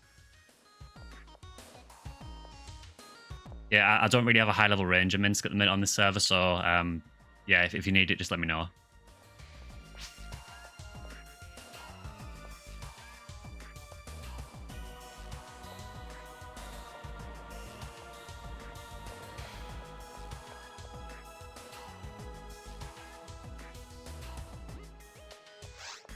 Yeah, I think the chance of hit it's only around about 5%, I think. So it is quite stingy. Your brain's not thinking about what you need at the moment.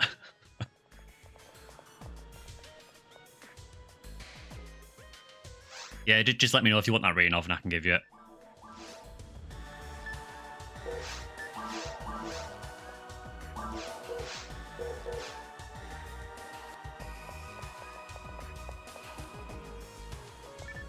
Oh, someone just found a Nug 2000 bazooka. That's a really, really rare drop, that. You got a couple. Ah, cool. Fair enough.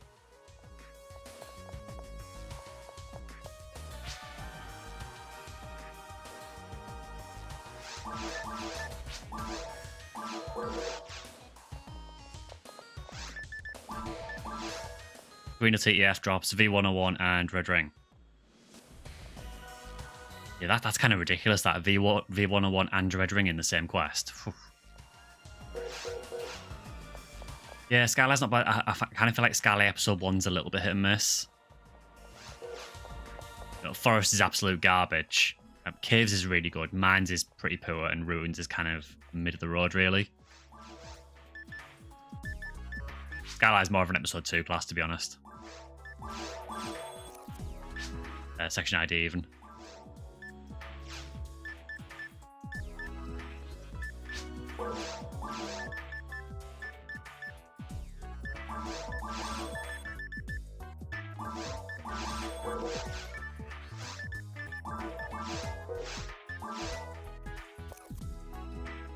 Ready's the same too. Also drops V101s and Sinars and Red Ring. Oh, cool.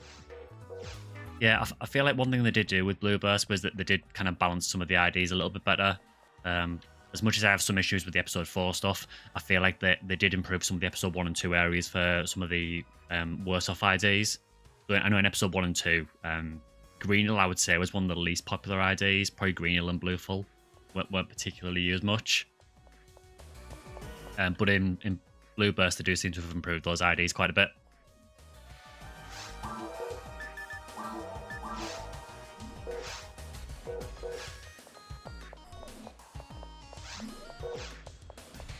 What I'm going to do is I'm going to get that Cure Freeze out while I remember, because I will forget it otherwise.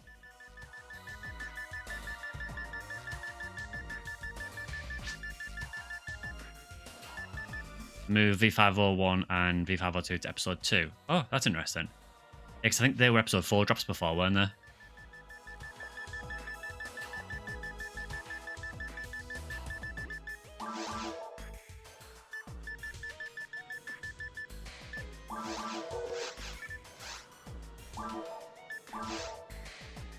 Good after Scoot, got an early start tomorrow. No worries, best player. Thanks for dropping by. I mean, I'll probably be streaming again next weekend as well.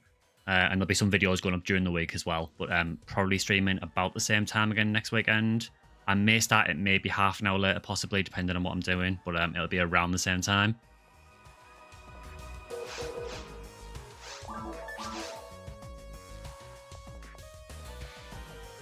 Two seconds left on the Shifter D band. Absolute clutch.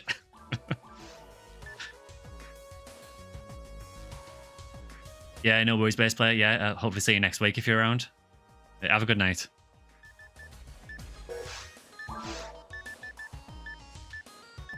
I think...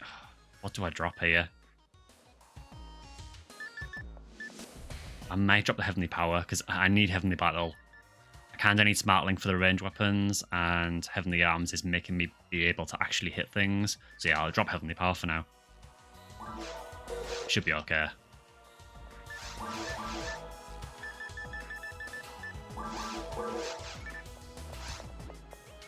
Yeah, see you later, best player. Yeah, I've got a couple of scared dolls there as well, that'll do. I might need a few moon atomizers.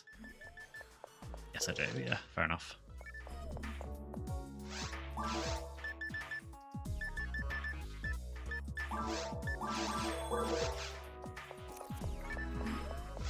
Yeah, I don't mind what you want to do next. If you want to do another TTF run, or if there's anything else you want to run, or if you want to do episode 2 or episode 4.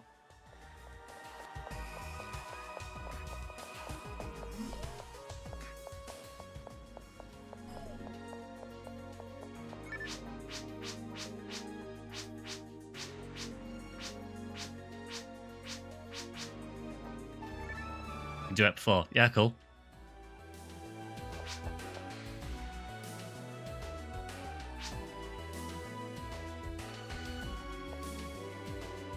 Again, I have no idea on the Greenhill Ep4 drop chart, so yeah, if there's anything on there that you want to go after, just by all means make a game. We can hunt it if you want.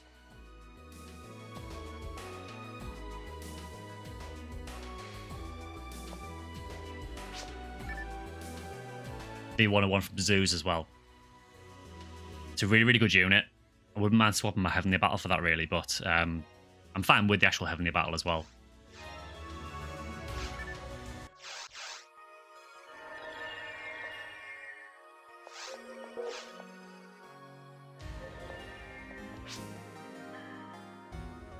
Yeah, Sherman's. Yeah, if you want to make a Ep4 game, that's fine.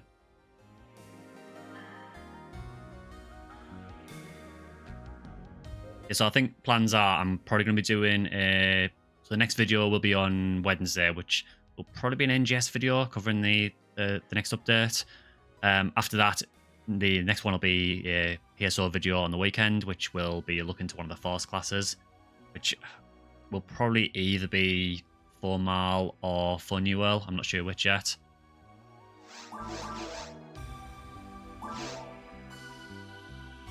Can I join the Ep4 run? Are you on the Ephinea server, Jimby? Thank you for everything you're doing for us.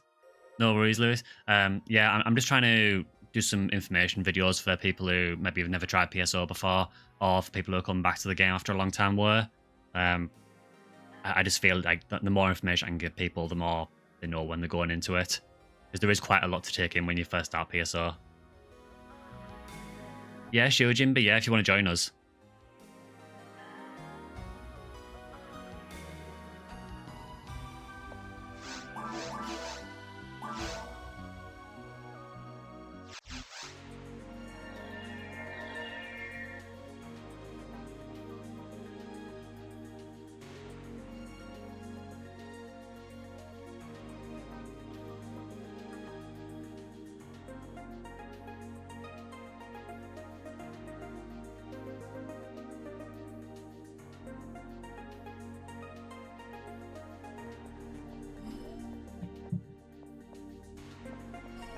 You're a Dreamcast and GameCube vet. Started a Ranger because of me. First time in Ephinea. Oh, cool. I'm glad the videos helped you out anyway. I think if you've played GameCube in particular, it's fairly similar. So I think the name of the room, I think it's called, is it something like The Team or The Party 2? And the password should just be stream. Yeah, we've got a fourth coming. So we've got Jim B wants to come in as well. So I've actually got a full party going, which is cool. It's got the game too. That's it, yeah. It should be on. It's on the EU ship. It's on Lumerace Block 2.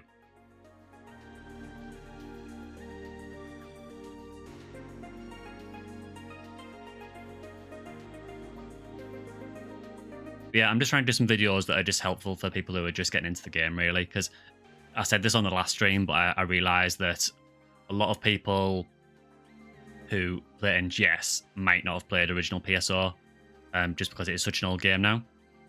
So I wanted to do some more PSO videos just to give some information to people who've never tried it before, just so if they want to check it out, they can. And the PSO videos have kind of blown up in comparison to everything else, which I'm happy with.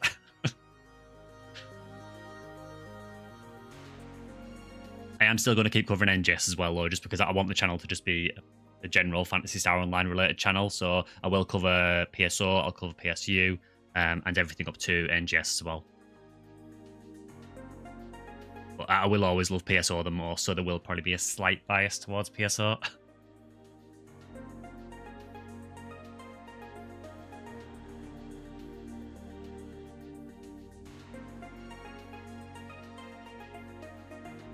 That should be good to have a 4-player party, actually. I think I'm all set. Yeah, at some point as well, I need to upgrade this Love Heart to a Sweetheart as well.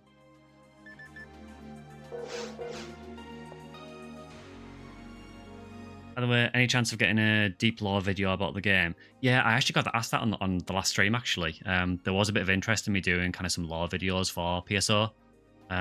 So yeah, I can definitely do that. Oh, thanks, Draken. I'll send you mine as well.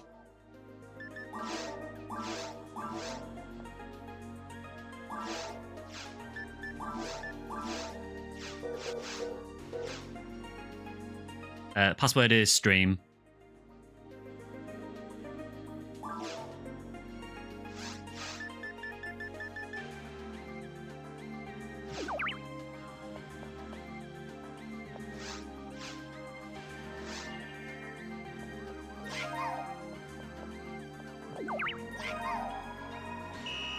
But yeah, I'll definitely do some more videos, Marek.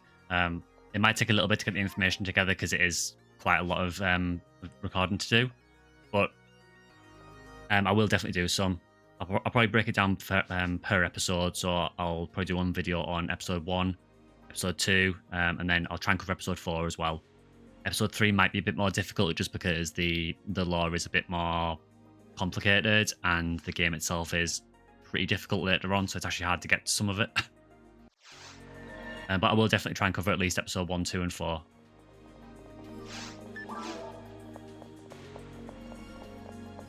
The world needs to know what happened to Rico and Heathcliff.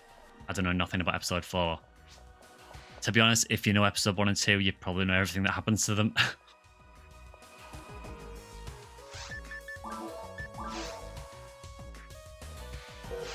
Yeah, so episode 4 focuses more on... so there's a character called Leo Greyheart, and it also focuses on... There's a force called Rupika as well, and it kind of focuses on them. To be honest, the episode 4 story I don't think is brilliant. The episode 1 and 2 was definitely the highlight.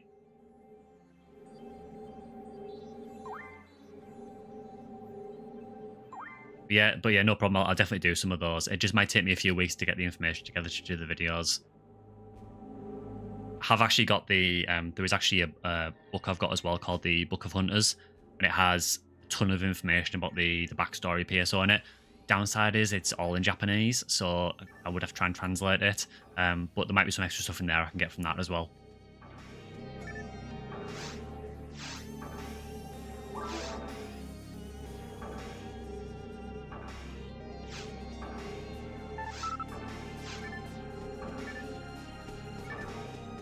Alright, so this is episode 4 if anyone hasn't seen it before. Oh, it's straight in with a divine punishment. I'm guessing the beat time's even then, yeah.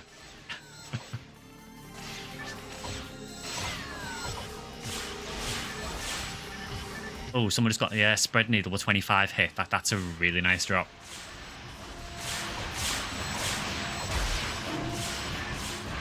Divine punishment is so good. Oh, and Jim B's busted out the dark flow as well.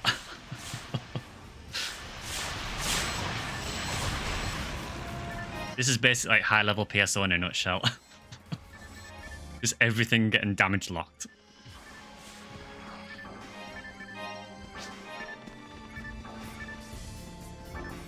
Can the dark flow combo on this server? Because I know on episode 1 and 2 it technically couldn't combo.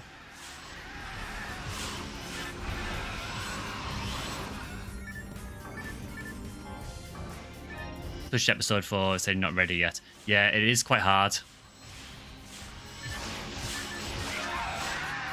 No combo. Ah, cool. To be honest, I think that's probably for the best because I think it would be far too overpowered if it could combo.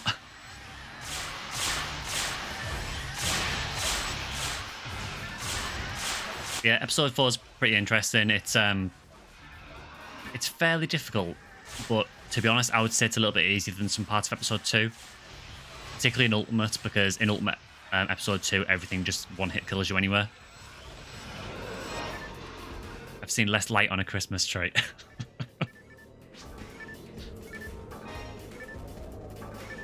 Yeah, it's double experience week this week. 150% experience. So yeah, if you need to level any characters, this is the week to do it.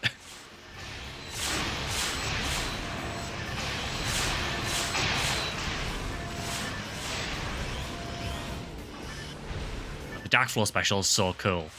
I just need to remember not to heal you.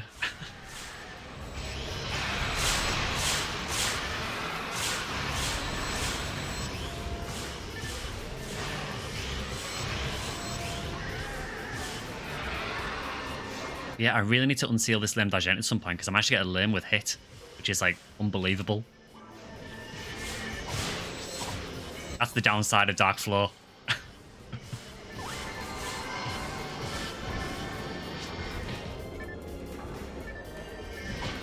Yeah, it's a really, really risky weapon to use, Dark Floor. It's really cool, but I think you have to be on like super, super low health to be able to use the special properly.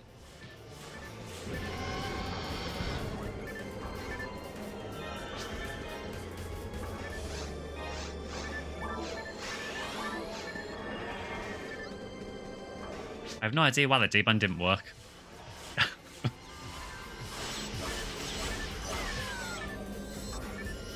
I've always really liked the rappies in episode 4. They're really, really cute.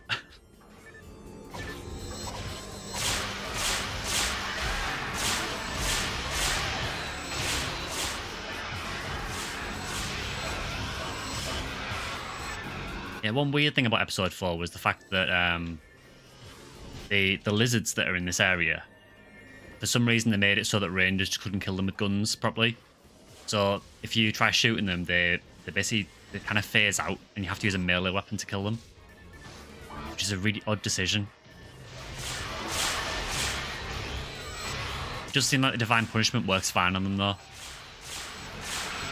I'm wondering if it's because it's treated as like elemental damage, so it's not actually treated as like a ranged hit.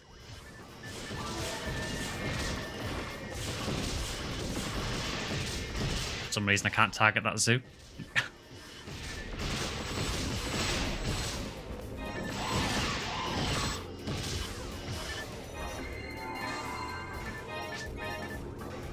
MST based, yeah. I think it's MST based, and it does light damage, so it does more damage against things that are weak to light. It's a really, really cool special attack. I just wish it was a little bit easier to get. There's only about 3 or 4 weapons that have it.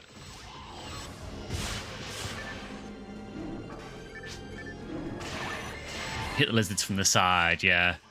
It just makes it a little bit more awkward to deal with them. Honestly, when I use a ranger in episode 4, I tend to just bring out like a partisan or something instead. And just deal with them with melee instead.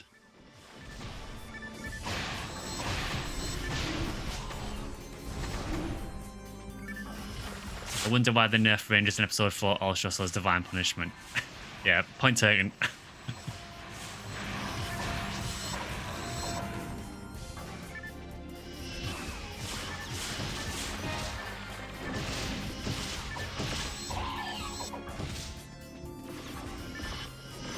I would like to hunt a swordsman's lore at some point actually as well, so I can get proof of sword saint again. It's a really, really nice boost for the Sanguinasha. I used to have it back on the official servers, but yeah, I don't have it anymore unfortunately.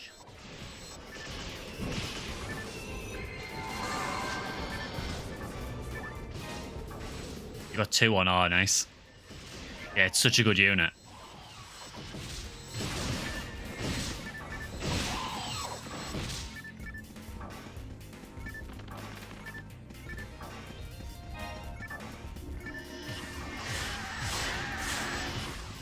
Yeah, I suppose the thing about divine punishment though is, although it is like really, really strong, you can only use it at certain times of the day, so that kind of balances it out a bit.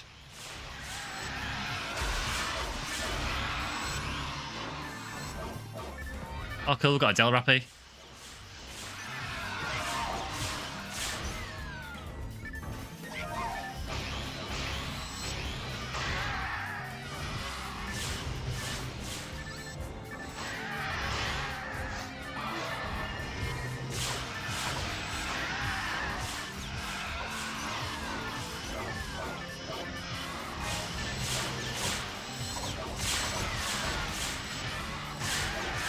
I'm just trying to camp him a little bit because I'm just aware he's going to get up and run in a minute. Ooh, no drop. I think it was a heavenly body drop anyway, so I'm not too bothered about that.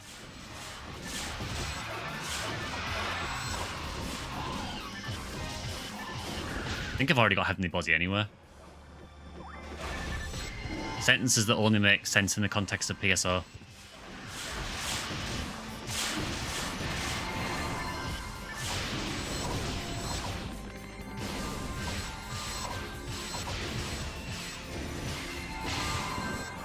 God, they hurt so much in multiplayer.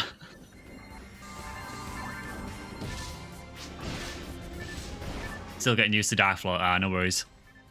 I'd be the same if I was using it. Even if it isn't the best weapon, my favourite and the one I dream of having is Zamba.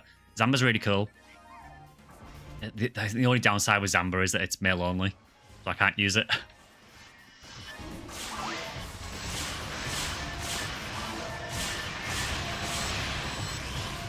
Yeah, it is a really, really nice weapon though. You know, having the Berserk special on a sword is really good.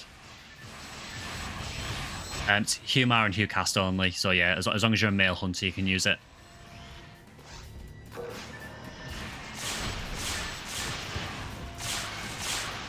Typically though, with FOnewearl, if you want like a sacrificial special sword, you probably just go for the 3 weight 4 flower ones instead.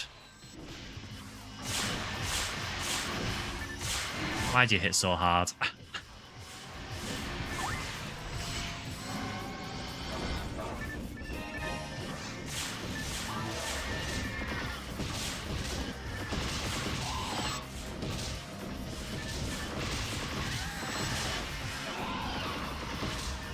Yeah, Zamba's actually quite a difficult drop as well, to be honest. I think it's usually from the Sinnohs in Seabed. It's not a particularly good drop rate, and there's not that many of them either. But yeah, it's a really nice weapon if you can get it.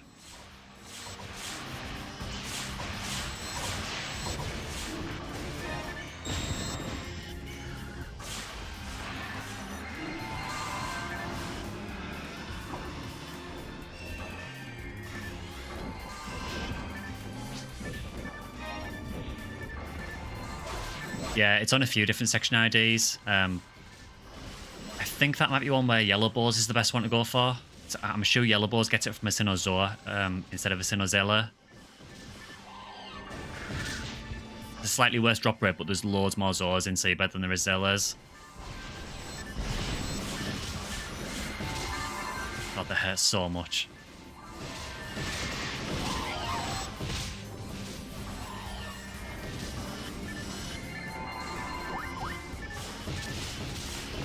Oh, another photon drop there for Jimby. It depends what dropped it, because it can either be like great that you've got one, or it can be just the biggest troll. It's horrendous getting photon drops when you're actually trying to hunt something and you get a photon drop instead. The amount of times I got photon drops from Gigyus when I was hunting the Sealed J sword was, oh, it was so depressing.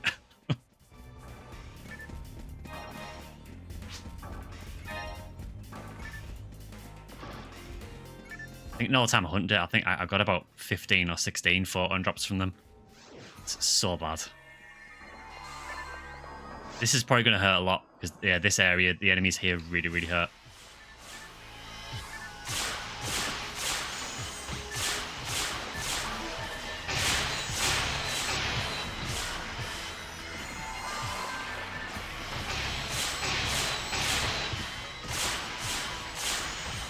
Yeah, also, regarding the video uploads, if there's anything in particular that you guys are interested in seeing for any of the Phantasy Star games, just let me know, and I'm always happy to start listening to your suggestions. If there's anything in particular that you want me to cover, I will always try and cover what I can. I want this basically to be a channel where, you know, if there's anything you want to know about any of the Phantasy Star games, you should be able to find it. But particularly for PSO as well.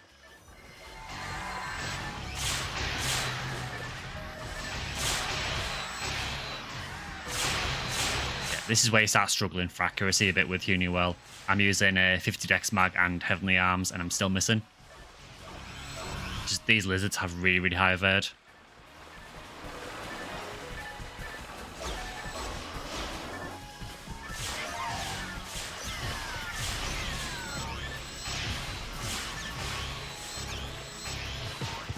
Even the Rappies really hurt here.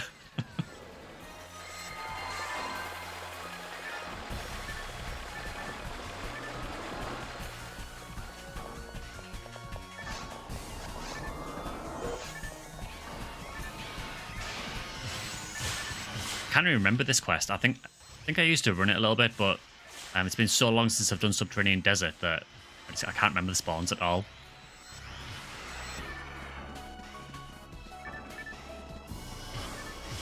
I've also just realised that this probably means that we're going to run into that Gerta Blulu guy, and I hate that enemy.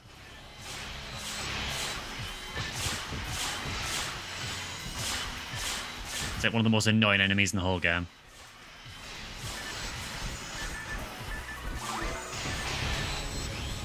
Absolutely based Sato again with the invincibility.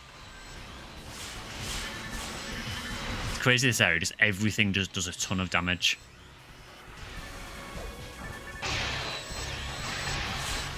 experience is insane at the minute, though, because the increased rates at the minute.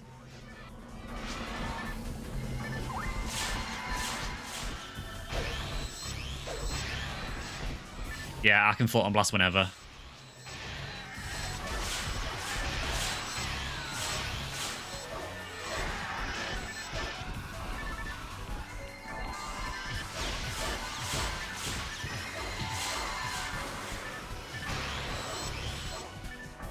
Dragon's backpack looks heavy. Yeah, that's the striker unit. So it's a mag that actually interacts with the one of the guns that he's using, the Heaven Striker. So the reason that Draken can use the Divine Punishment at the minute is because of that mag. So if you basically if you use the Heaven Striker without that mag, it does Berserk instead, which is still a really, really good special. But if you use that mag with it, whenever the beat time is, I think it's whenever the first digit of the beat time's an even number, it changes the special to Divine Punishment instead.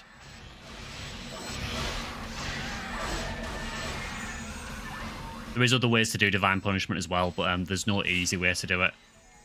I think the only weapons that have it are the Heaven Striker, but you need that Striker unit mag to do it. The only other options are the Heaven Punisher, which is incredibly rare, or the Milmator, which is a twin machine, well, it's a mech gun. And for that, you need to combine two weapons, one of which is the Heaven Punisher. So there is no real easy way of getting it.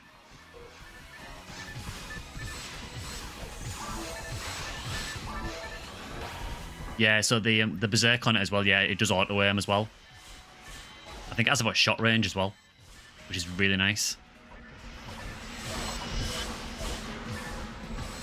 Such a strong gun, really.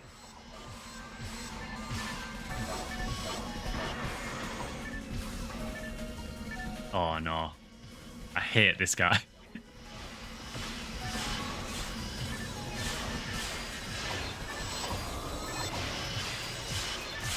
Yeah, this guy, I mean, it's not too bad at the moment because he's getting flinched a lot, but this guy is awful to deal with, particularly if you're solo. Particularly with a hunter. Oh, it's so bad.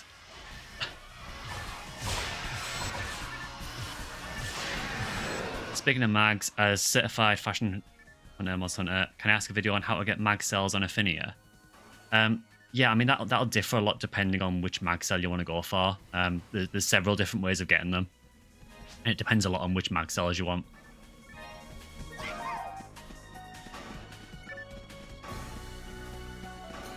Yeah, they can be really nasty sometimes when they show up. Are they only available through events?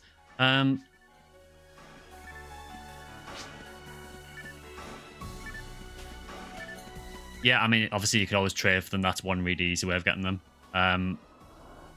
Generally, so quite a lot of mag cells drop from the seasonal rappies.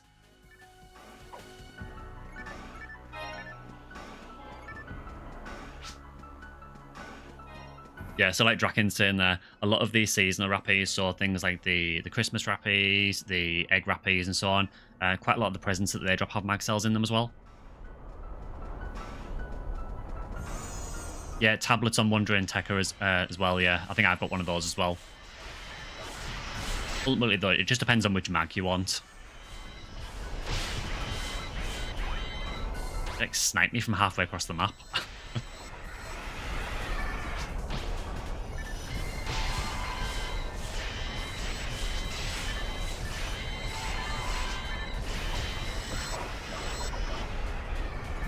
Good luck hitting Dark Flow in this room yet.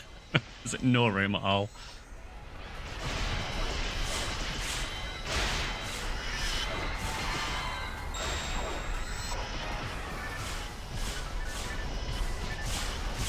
Yeah, I mean, I can certainly do a little video on how to get some of the mag cells, and that's something I can certainly look into for you. I would just say, though, for the time being, that if you want some, keep an eye on seasonal events.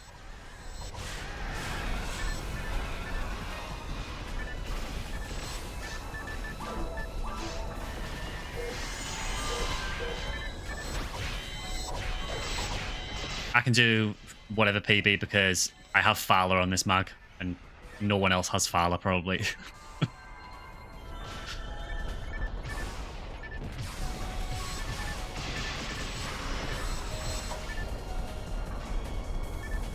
Or I can do pillar or yeah, I've basically got twins, twins, Fowler or pillar, so I can do any of those.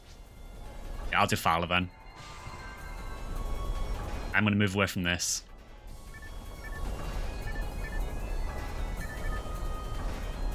Yep, just whenever you're ready. Oh, someone just got S parts.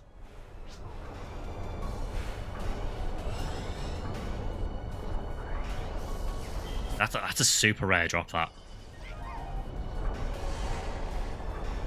Rappy's big as a drop on normal before. Oh, yeah, you can get the Rappy mag as well. I forgot that one. You want S parts. Yeah, I think most Androids want that, yeah. It's a hunt I've never really bothered doing, just because the thought of hunting something that rare in normal just puts me to sleep, honestly.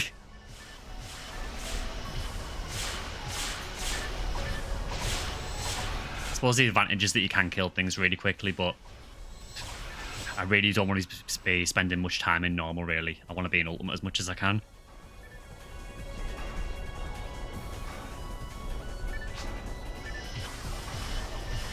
Gambling on Wednesday for S parts.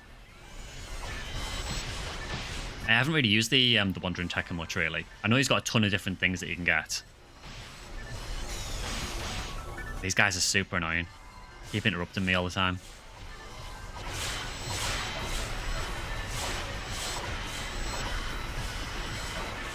Feels like a waste hunting null, but you have found a bunch of ad slots. Yeah, I mean, you can get some really useful stuff in normal. You know, ad slots are always helpful. If you're online, it's not too bad because you can just get them from Gallon Shop. I think they only cost one fort on drop as well, if I remember correctly. Oh, special weapon. Is there anything good, Minsk?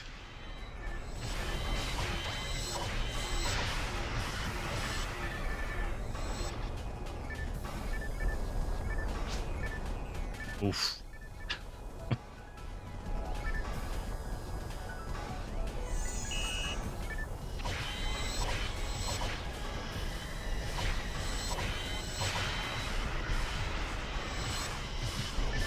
Surprised I can hit these so much, really, but this Sango Yasha does have, I think that's 35 hits, so that does help quite a bit.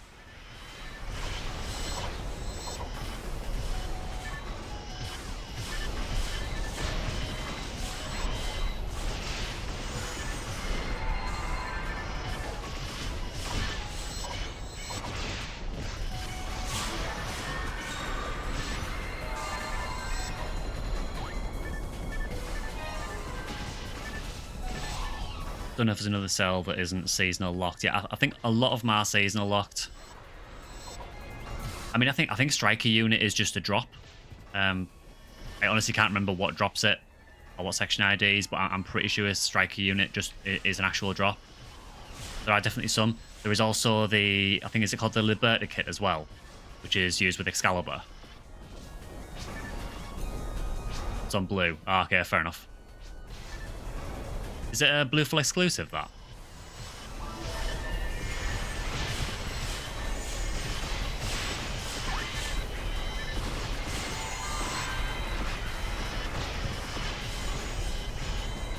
It's a really annoying part of the map, this, because those fireballs get in the way constantly. Not exclusive, okay.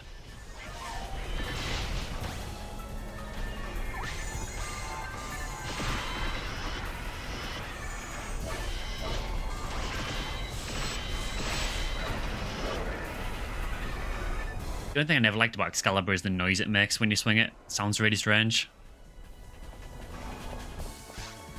Yeah, I don't remember it being an exclusive ID, so I think there probably is others that drop it as well.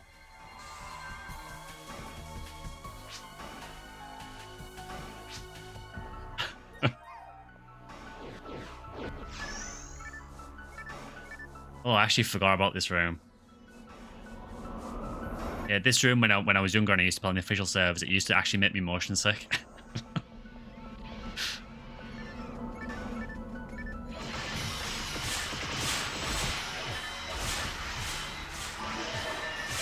Need to drop off. Loving the streams. Have a good one. I'll see you later, Mart. Thanks for dropping by as well. As I said, there'll be probably most weeks I'll be doing them now.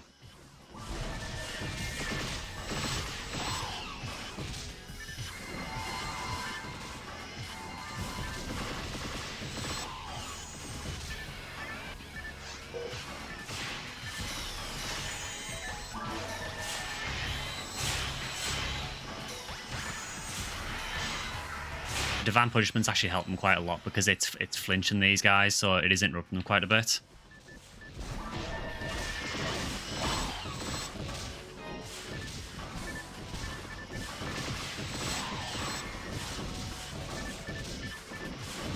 I forgot how many enemies are in this quest, but I suppose it is like a maximum attack one, so kind of the whole point of it.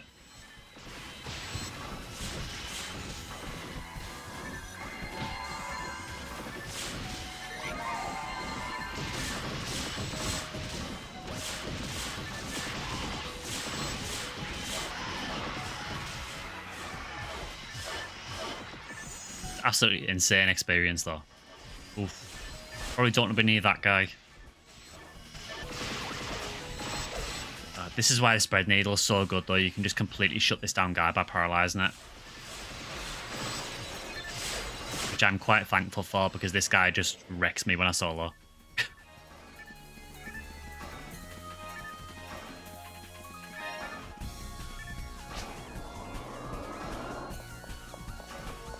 Yeah, I could do with getting like a demon's ray gun or something for this character.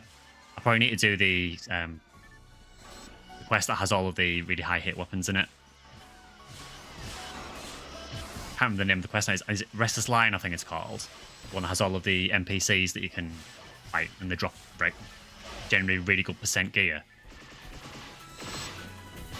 Probably need to do that just to try and get decent demon's ray gun.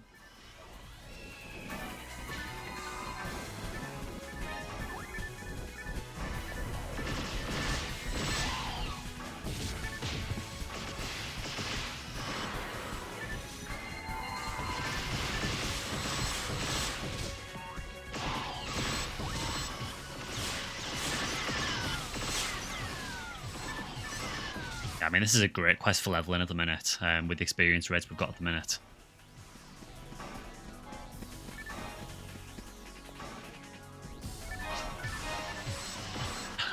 We rock.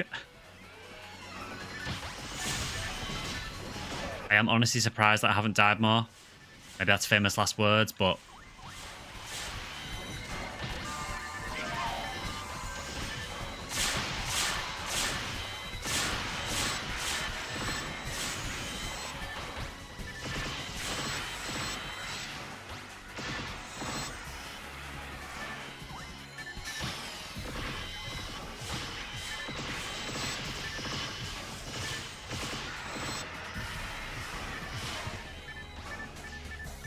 I like how just the further you get through the game with a hunter, the more you just default to using mech guns.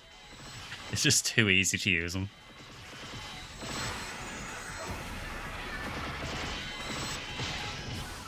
Accuracy is shocking though, even with like Smart Link and Heavenly Arms.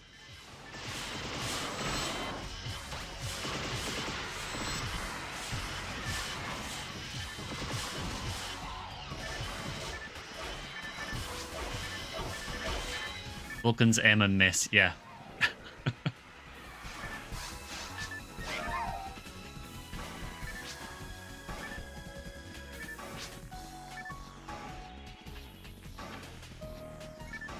Yeah, Smart Link's really cool. It does definitely help out a lot.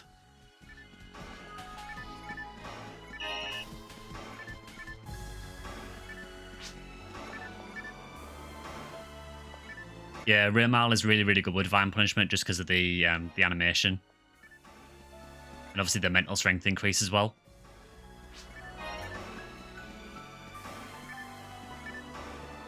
I think it's still good on Ramal though, just because of the fact that you can flinch enemies so much.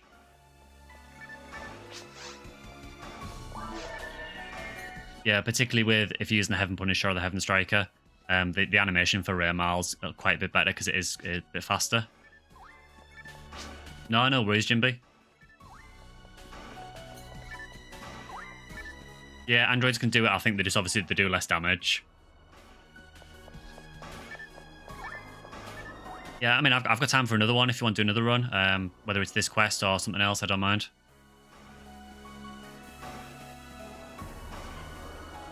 There we go. Thanks for the vids. Nice stream. Until next time. See you later, Marek. Thanks for dropping by as well. Maybe TTF to break the monotony. It's probably the first time that someone's ever said TTF to break the monotony. Normally TTF's what causes the monotony.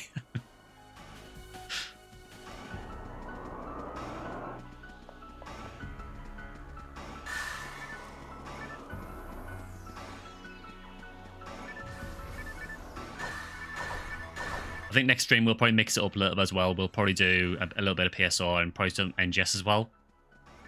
At some point as well, I'd like to do a bit more PSU as well. I've only done one video on the channel for it so far, but I would like to sort of revisit that. No worries, Jimby. Thanks for joining.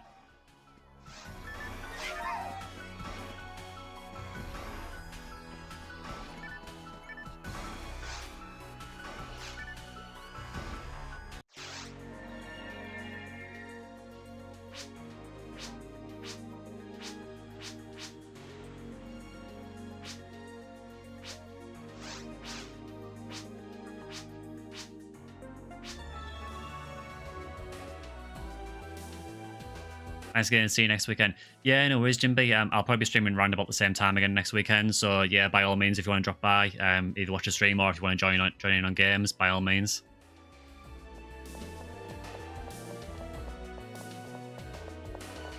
Oh, cool. Yeah, I think that might be the first time I've done this quest on Ephinea, so it's probably the first tickets I've got.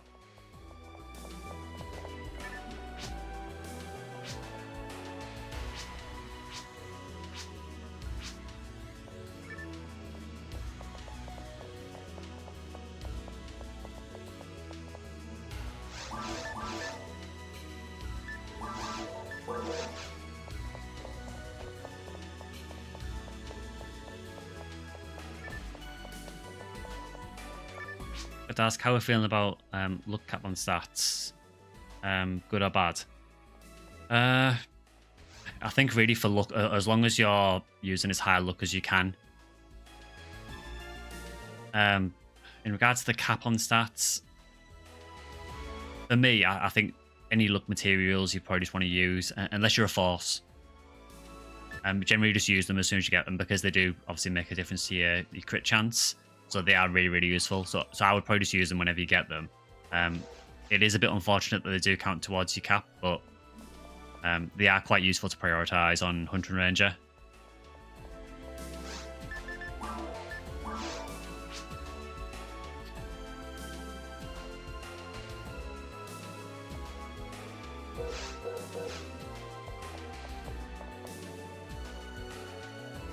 Yeah, I don't mind. I mean, if you want to do the episode 4 boss or if you want to do some TTF, I'm cool. I'll do either.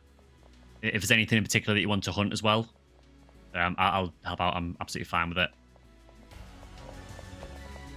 No worries, Jimby. See you later.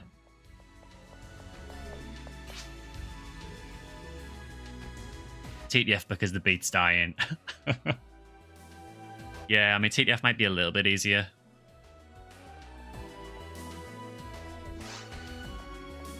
I'm actually not too far off leveling, actually.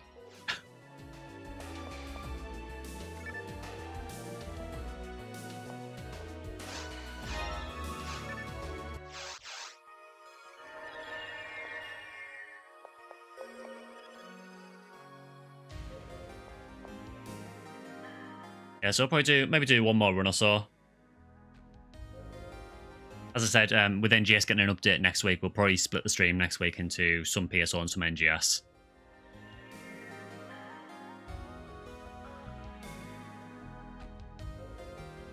there any ID that you prefer for TDF? Green because of V101. Yeah, Minsk, if you want to do a TTF again, that's fine. We can do a green hill run again if you want.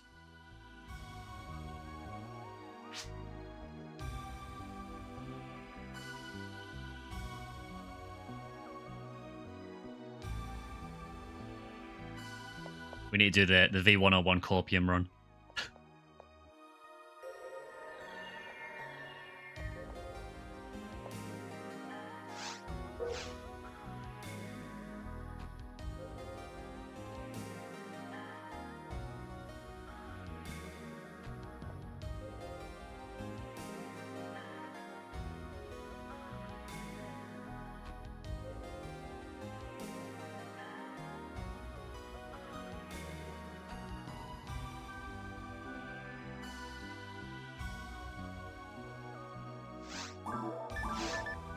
Obviously, there's that tiny chance we could get a red ring as well. It's never going to happen, but we can dream.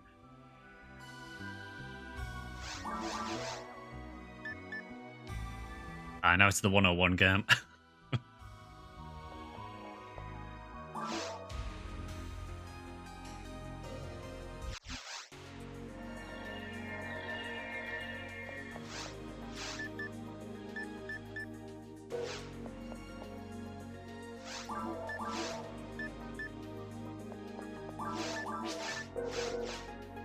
No space to call it the V101 game.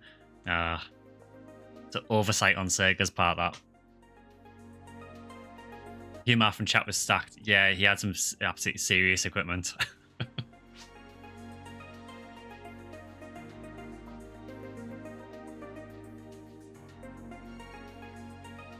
Yeah, for me with PSO, I got all my luck in like one day, and then I got nothing after that.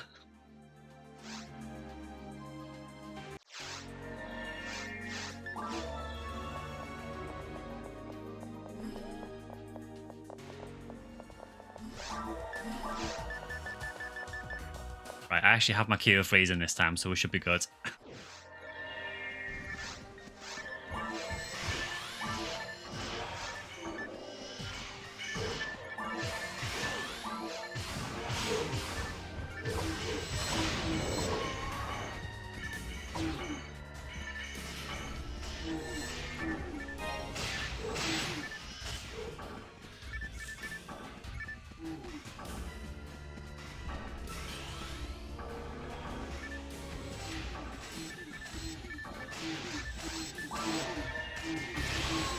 It's kind of weird how the difficulty is balanced in episode 1. Like, Forest and Caves are super easy, and then Mines just seems like a huge jump in difficulty, really.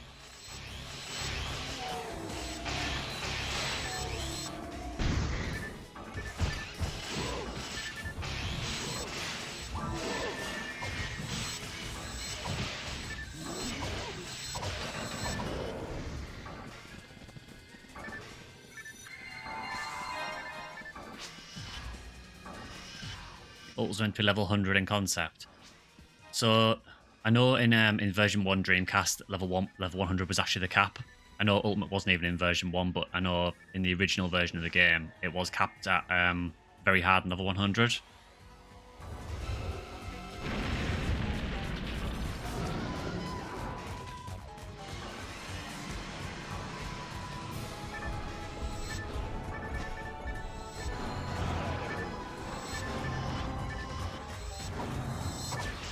The damage is ridiculous on that.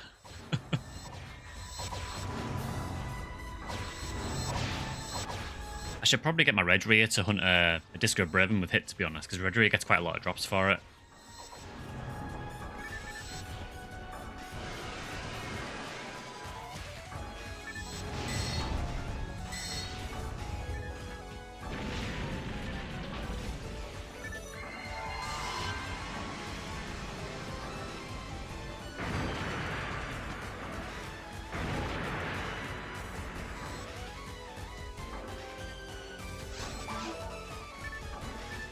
No rare from the dragon this time.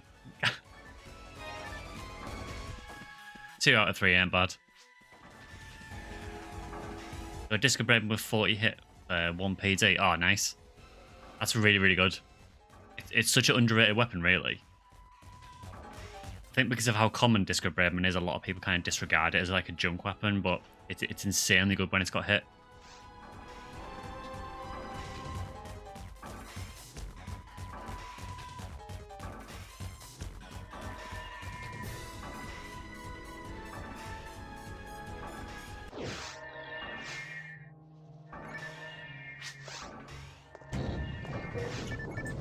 Yeah, so as the set boost with 13 as well, does make it really strong. The only downside is that like 13 on its own's not a fantastic armor. It's okay, but it's not brilliant. So you do have to kind of totally commit to the Disco Braveman thing if you are using it.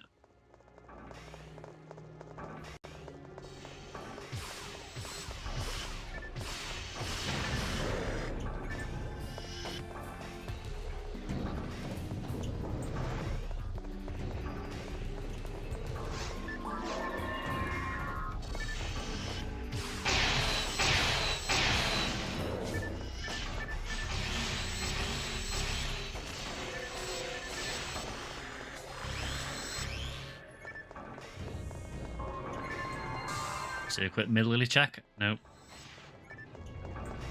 Always worth looking.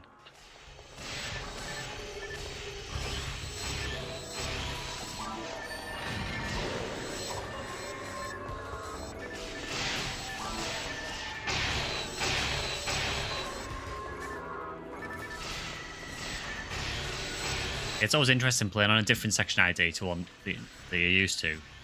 It does just freshen the drops up completely.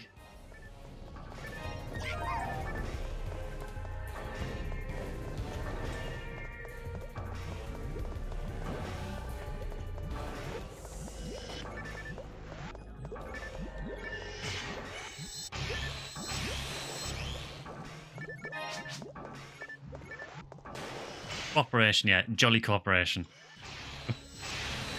I like the PSO incentivizes multiplayer, yeah.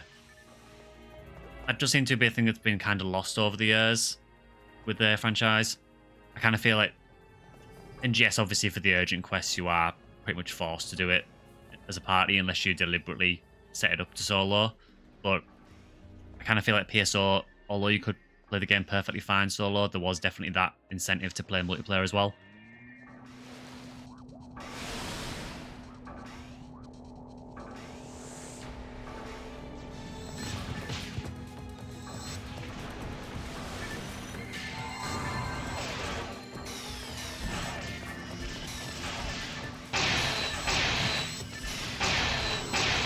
Wow, Jelen really cuts this guy down. Like, cuts his damage by so much.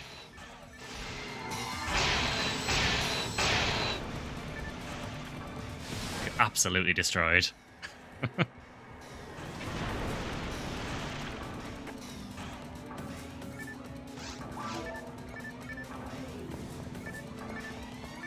wasn't really much of a fight at all, really, was it? More of a massacre. Yeah, Jelen OP, don't sleep on level 20 techs. Yeah, level 20 is actually really decent. One reason I like FOnewearl so much, just because it's such a versatile class.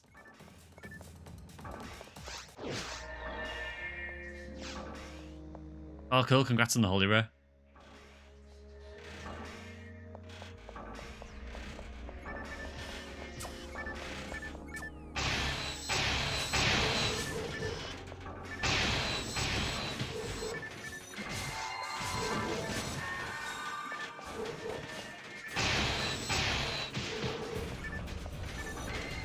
The thing about these guys as well is that in multiplayer they do double hit you quite often when they punch you, whereas single player it tends to be one hit, just to make them a little bit more irritating.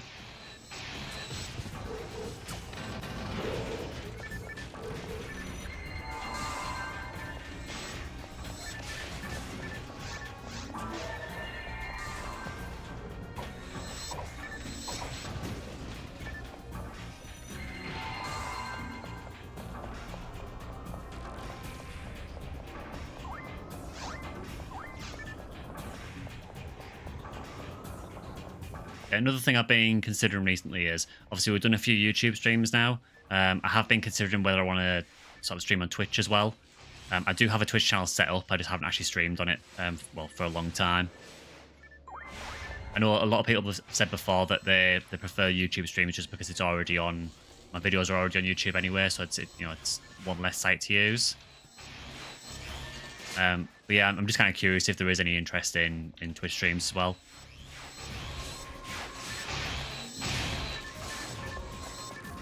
I think for the meantime, we'll probably stick to YouTube, but it's something I am kind of considering at the moment.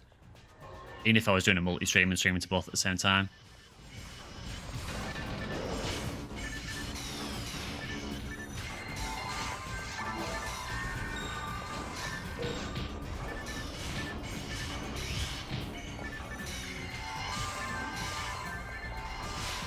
It looked like those Sinnohs weren't knocking you over there, so I won't gel on the next ones. I think we're at the stage where the Jelen's actually working against us.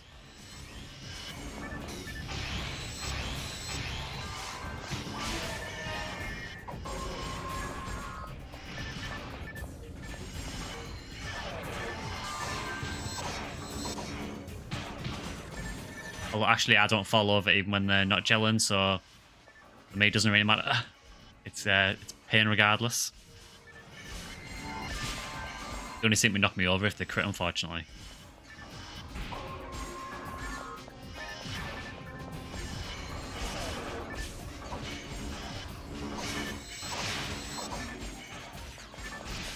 Still amazing, really, how well this game holds up, considering how old it is.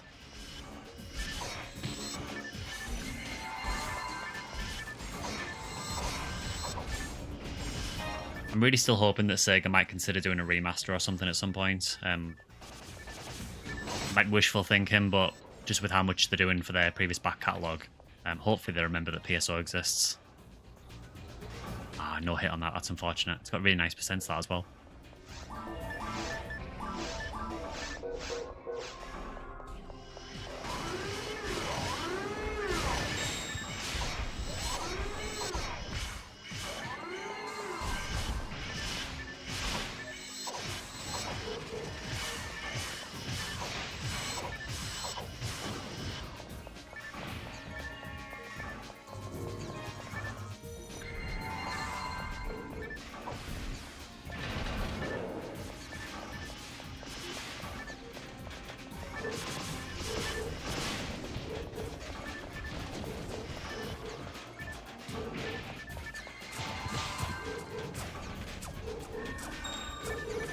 These guys are so annoying when there's a huge mob of them and they just start spamming the laser. It does feel slightly cheap that they just don't really let you move. Yeah, I'm at 100 as well, so I can Photon Blast whenever.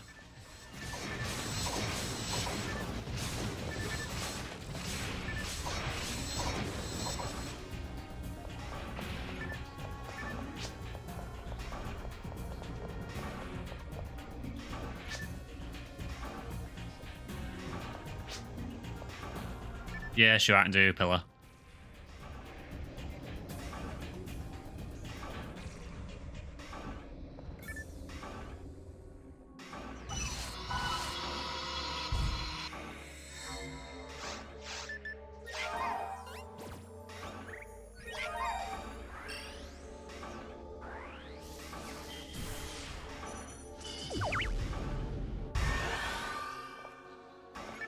Let's see how this goes with 3.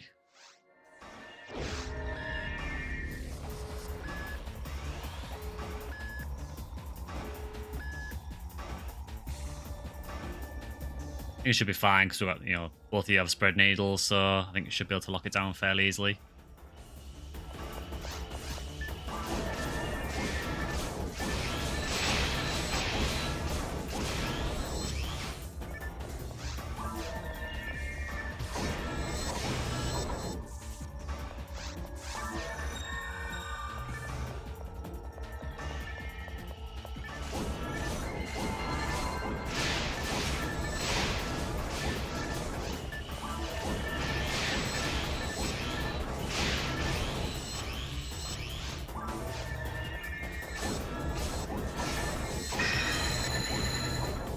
The Cure Free is doing work there.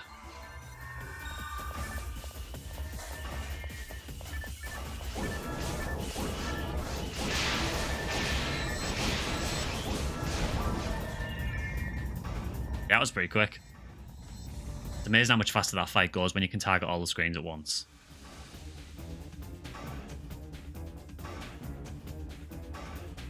It's really odd. For some reason, it showed me Draken instead of my own character, and I was facing the wrong way.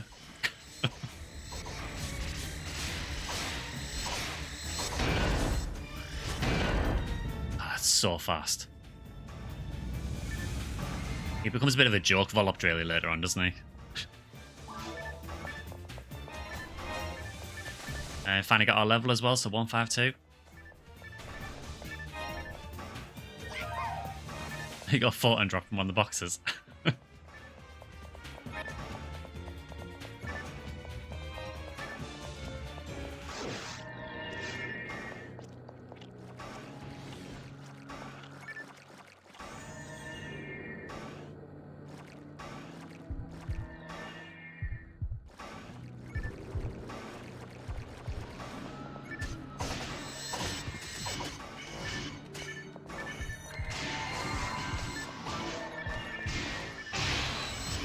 Yeah, I know TTF is the quest that like everyone spams, but I think particularly while there's this experience week on, I think it's probably well worth doing. Definitely one of the best ways to level still.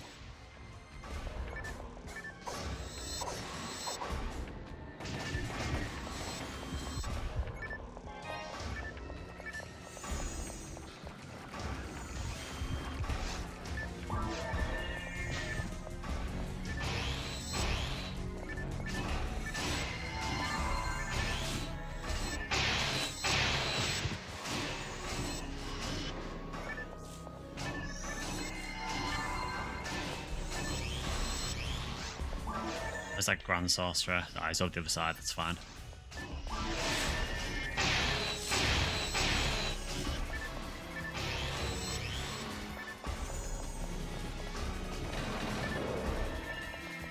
Yeah, I'm still hopeful that Sega might do a remaster of PSO. It would definitely be some more, and I could focus on for the channel as well if that was the case. I think it would be in a good position to do that as well.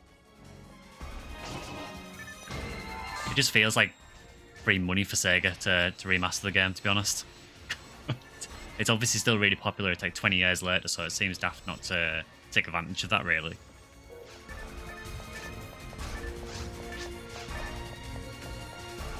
They do PS0, yeah.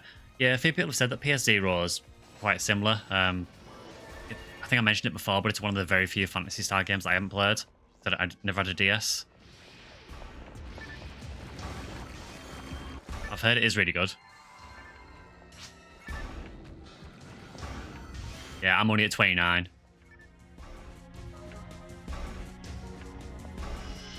I can go get to 30 and then donate if you want. I still got 5 minutes left on the buffs. Ah, that's fine then.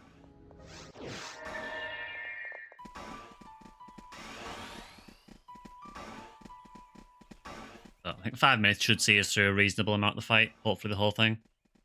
We'll see.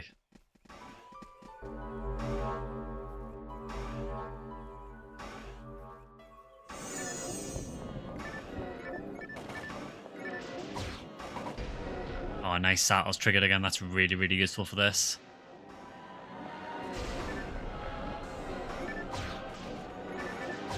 Unfortunately, it doesn't last very long.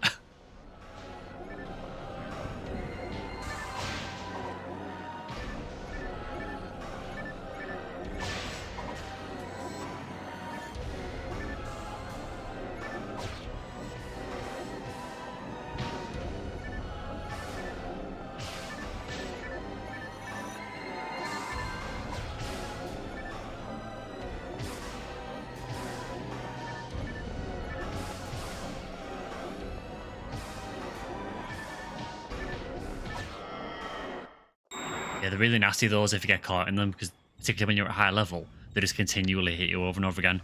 They're actually more dangerous for high level characters.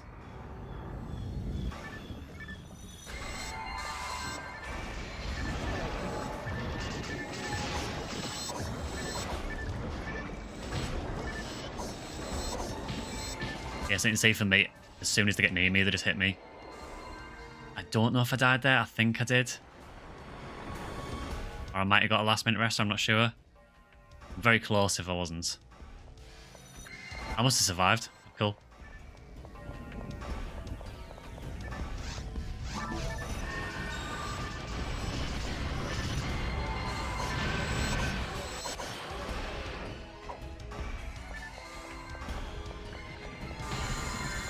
Oh, that hurts so much. Oh. Yeah, that's the problem with the Rabata spam.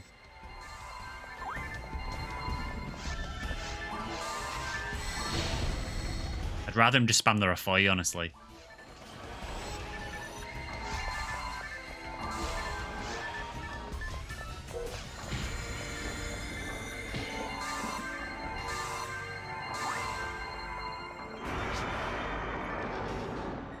Yeah, it's so nasty, man. As if he's just actually done the life drain. You never see him do that. You just have to heal like instantly as soon as he does it.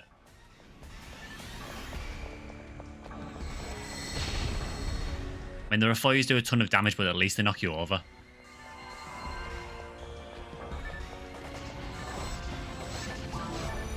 So I've always found it kind of crazy with faults that this is, for me, is by far the hardest part.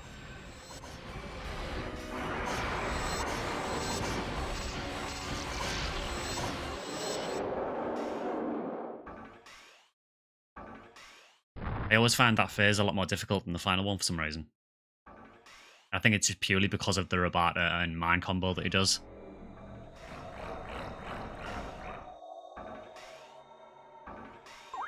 Just gonna heal quickly just because in case he does the slap really early.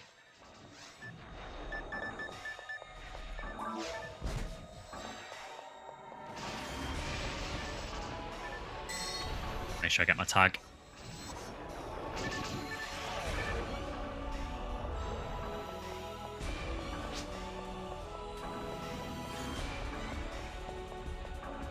Yeah, I'd have to donate.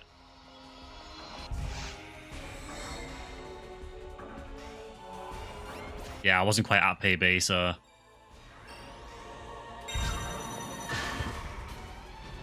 Ah, sucks.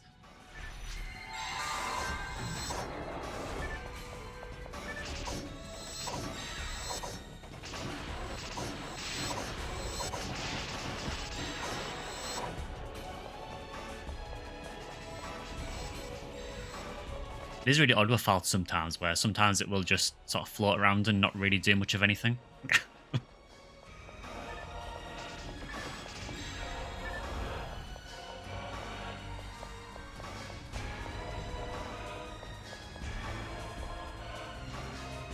I'm assuming he's going to drop down to the slap after the grants.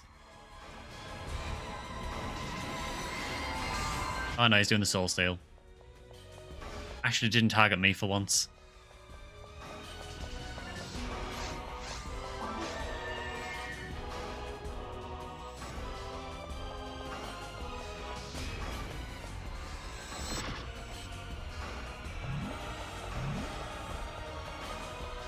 Funnily enough, the Megid that he does is actually one of the least dangerous things.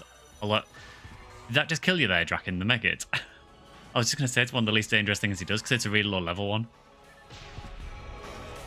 That hurts so much. Ah, nice. GG's.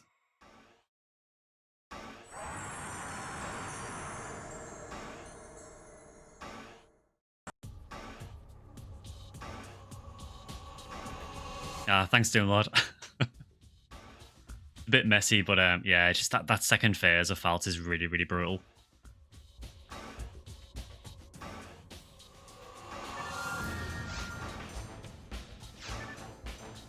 No red ring, rip.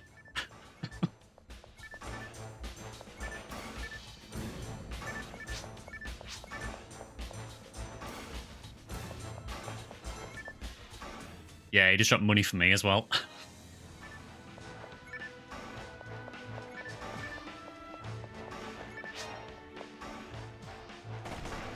Oh, but someone else found it, though.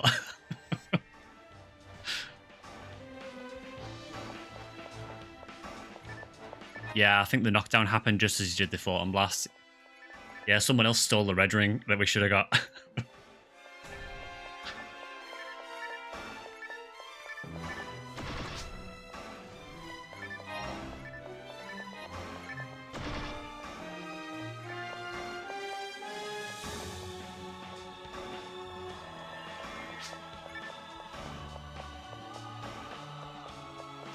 Red ring at the minute. Not really, no. So we've basically just been doing a few TTF runs just to get some experience. There's an experience event on the server at the moment, so it's just a really, really good way of leveling.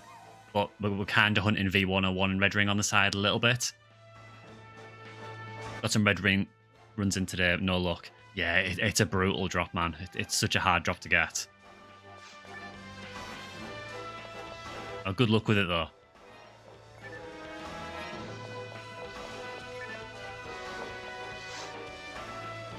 I think all things considered, that went pretty smooth. The Sinnoh room is just awful to deal with, but...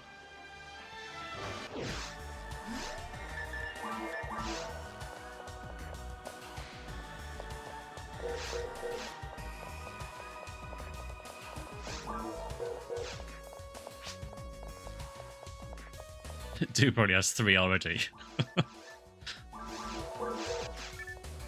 can't remember what the drop rate is for it now. Is it about Is it a bit over 1 in 100, somewhere around there, or 1 in 64 something?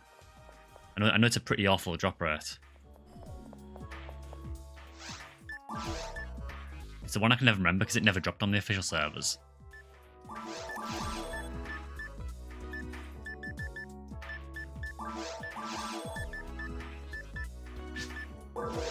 One in 186. Oh, God.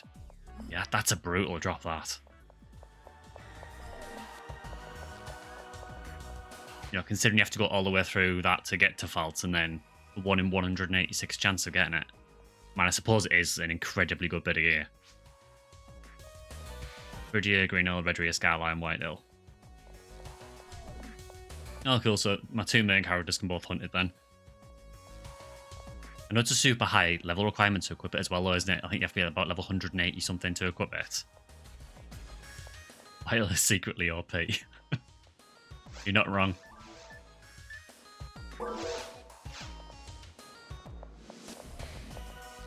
Yeah, even back in episode 1 and 2, White Hill seemed to be absolutely stacked.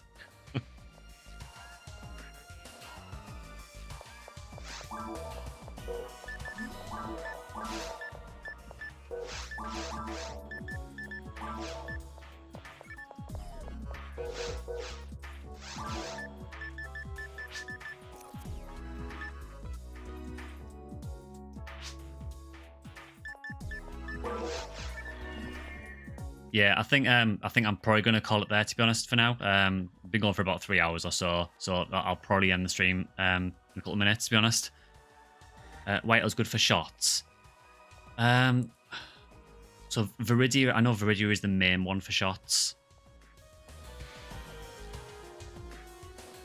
Admit the game, time to go. No worries, man. Like I say, I think I'm going to stop the stream in a minute anyway.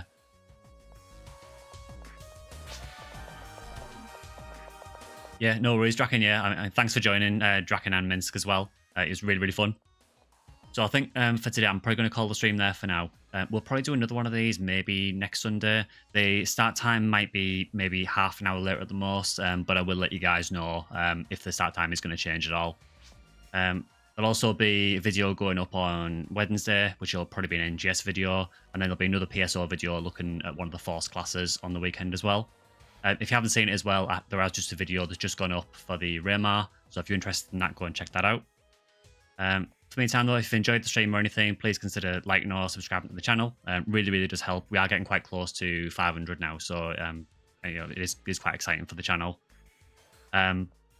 Otherwise, though, keep an eye on the channel for the uploads, and I will see you guys probably in the next stream next week and videos on the channel. Thanks again for watching, and I'll see you all next week.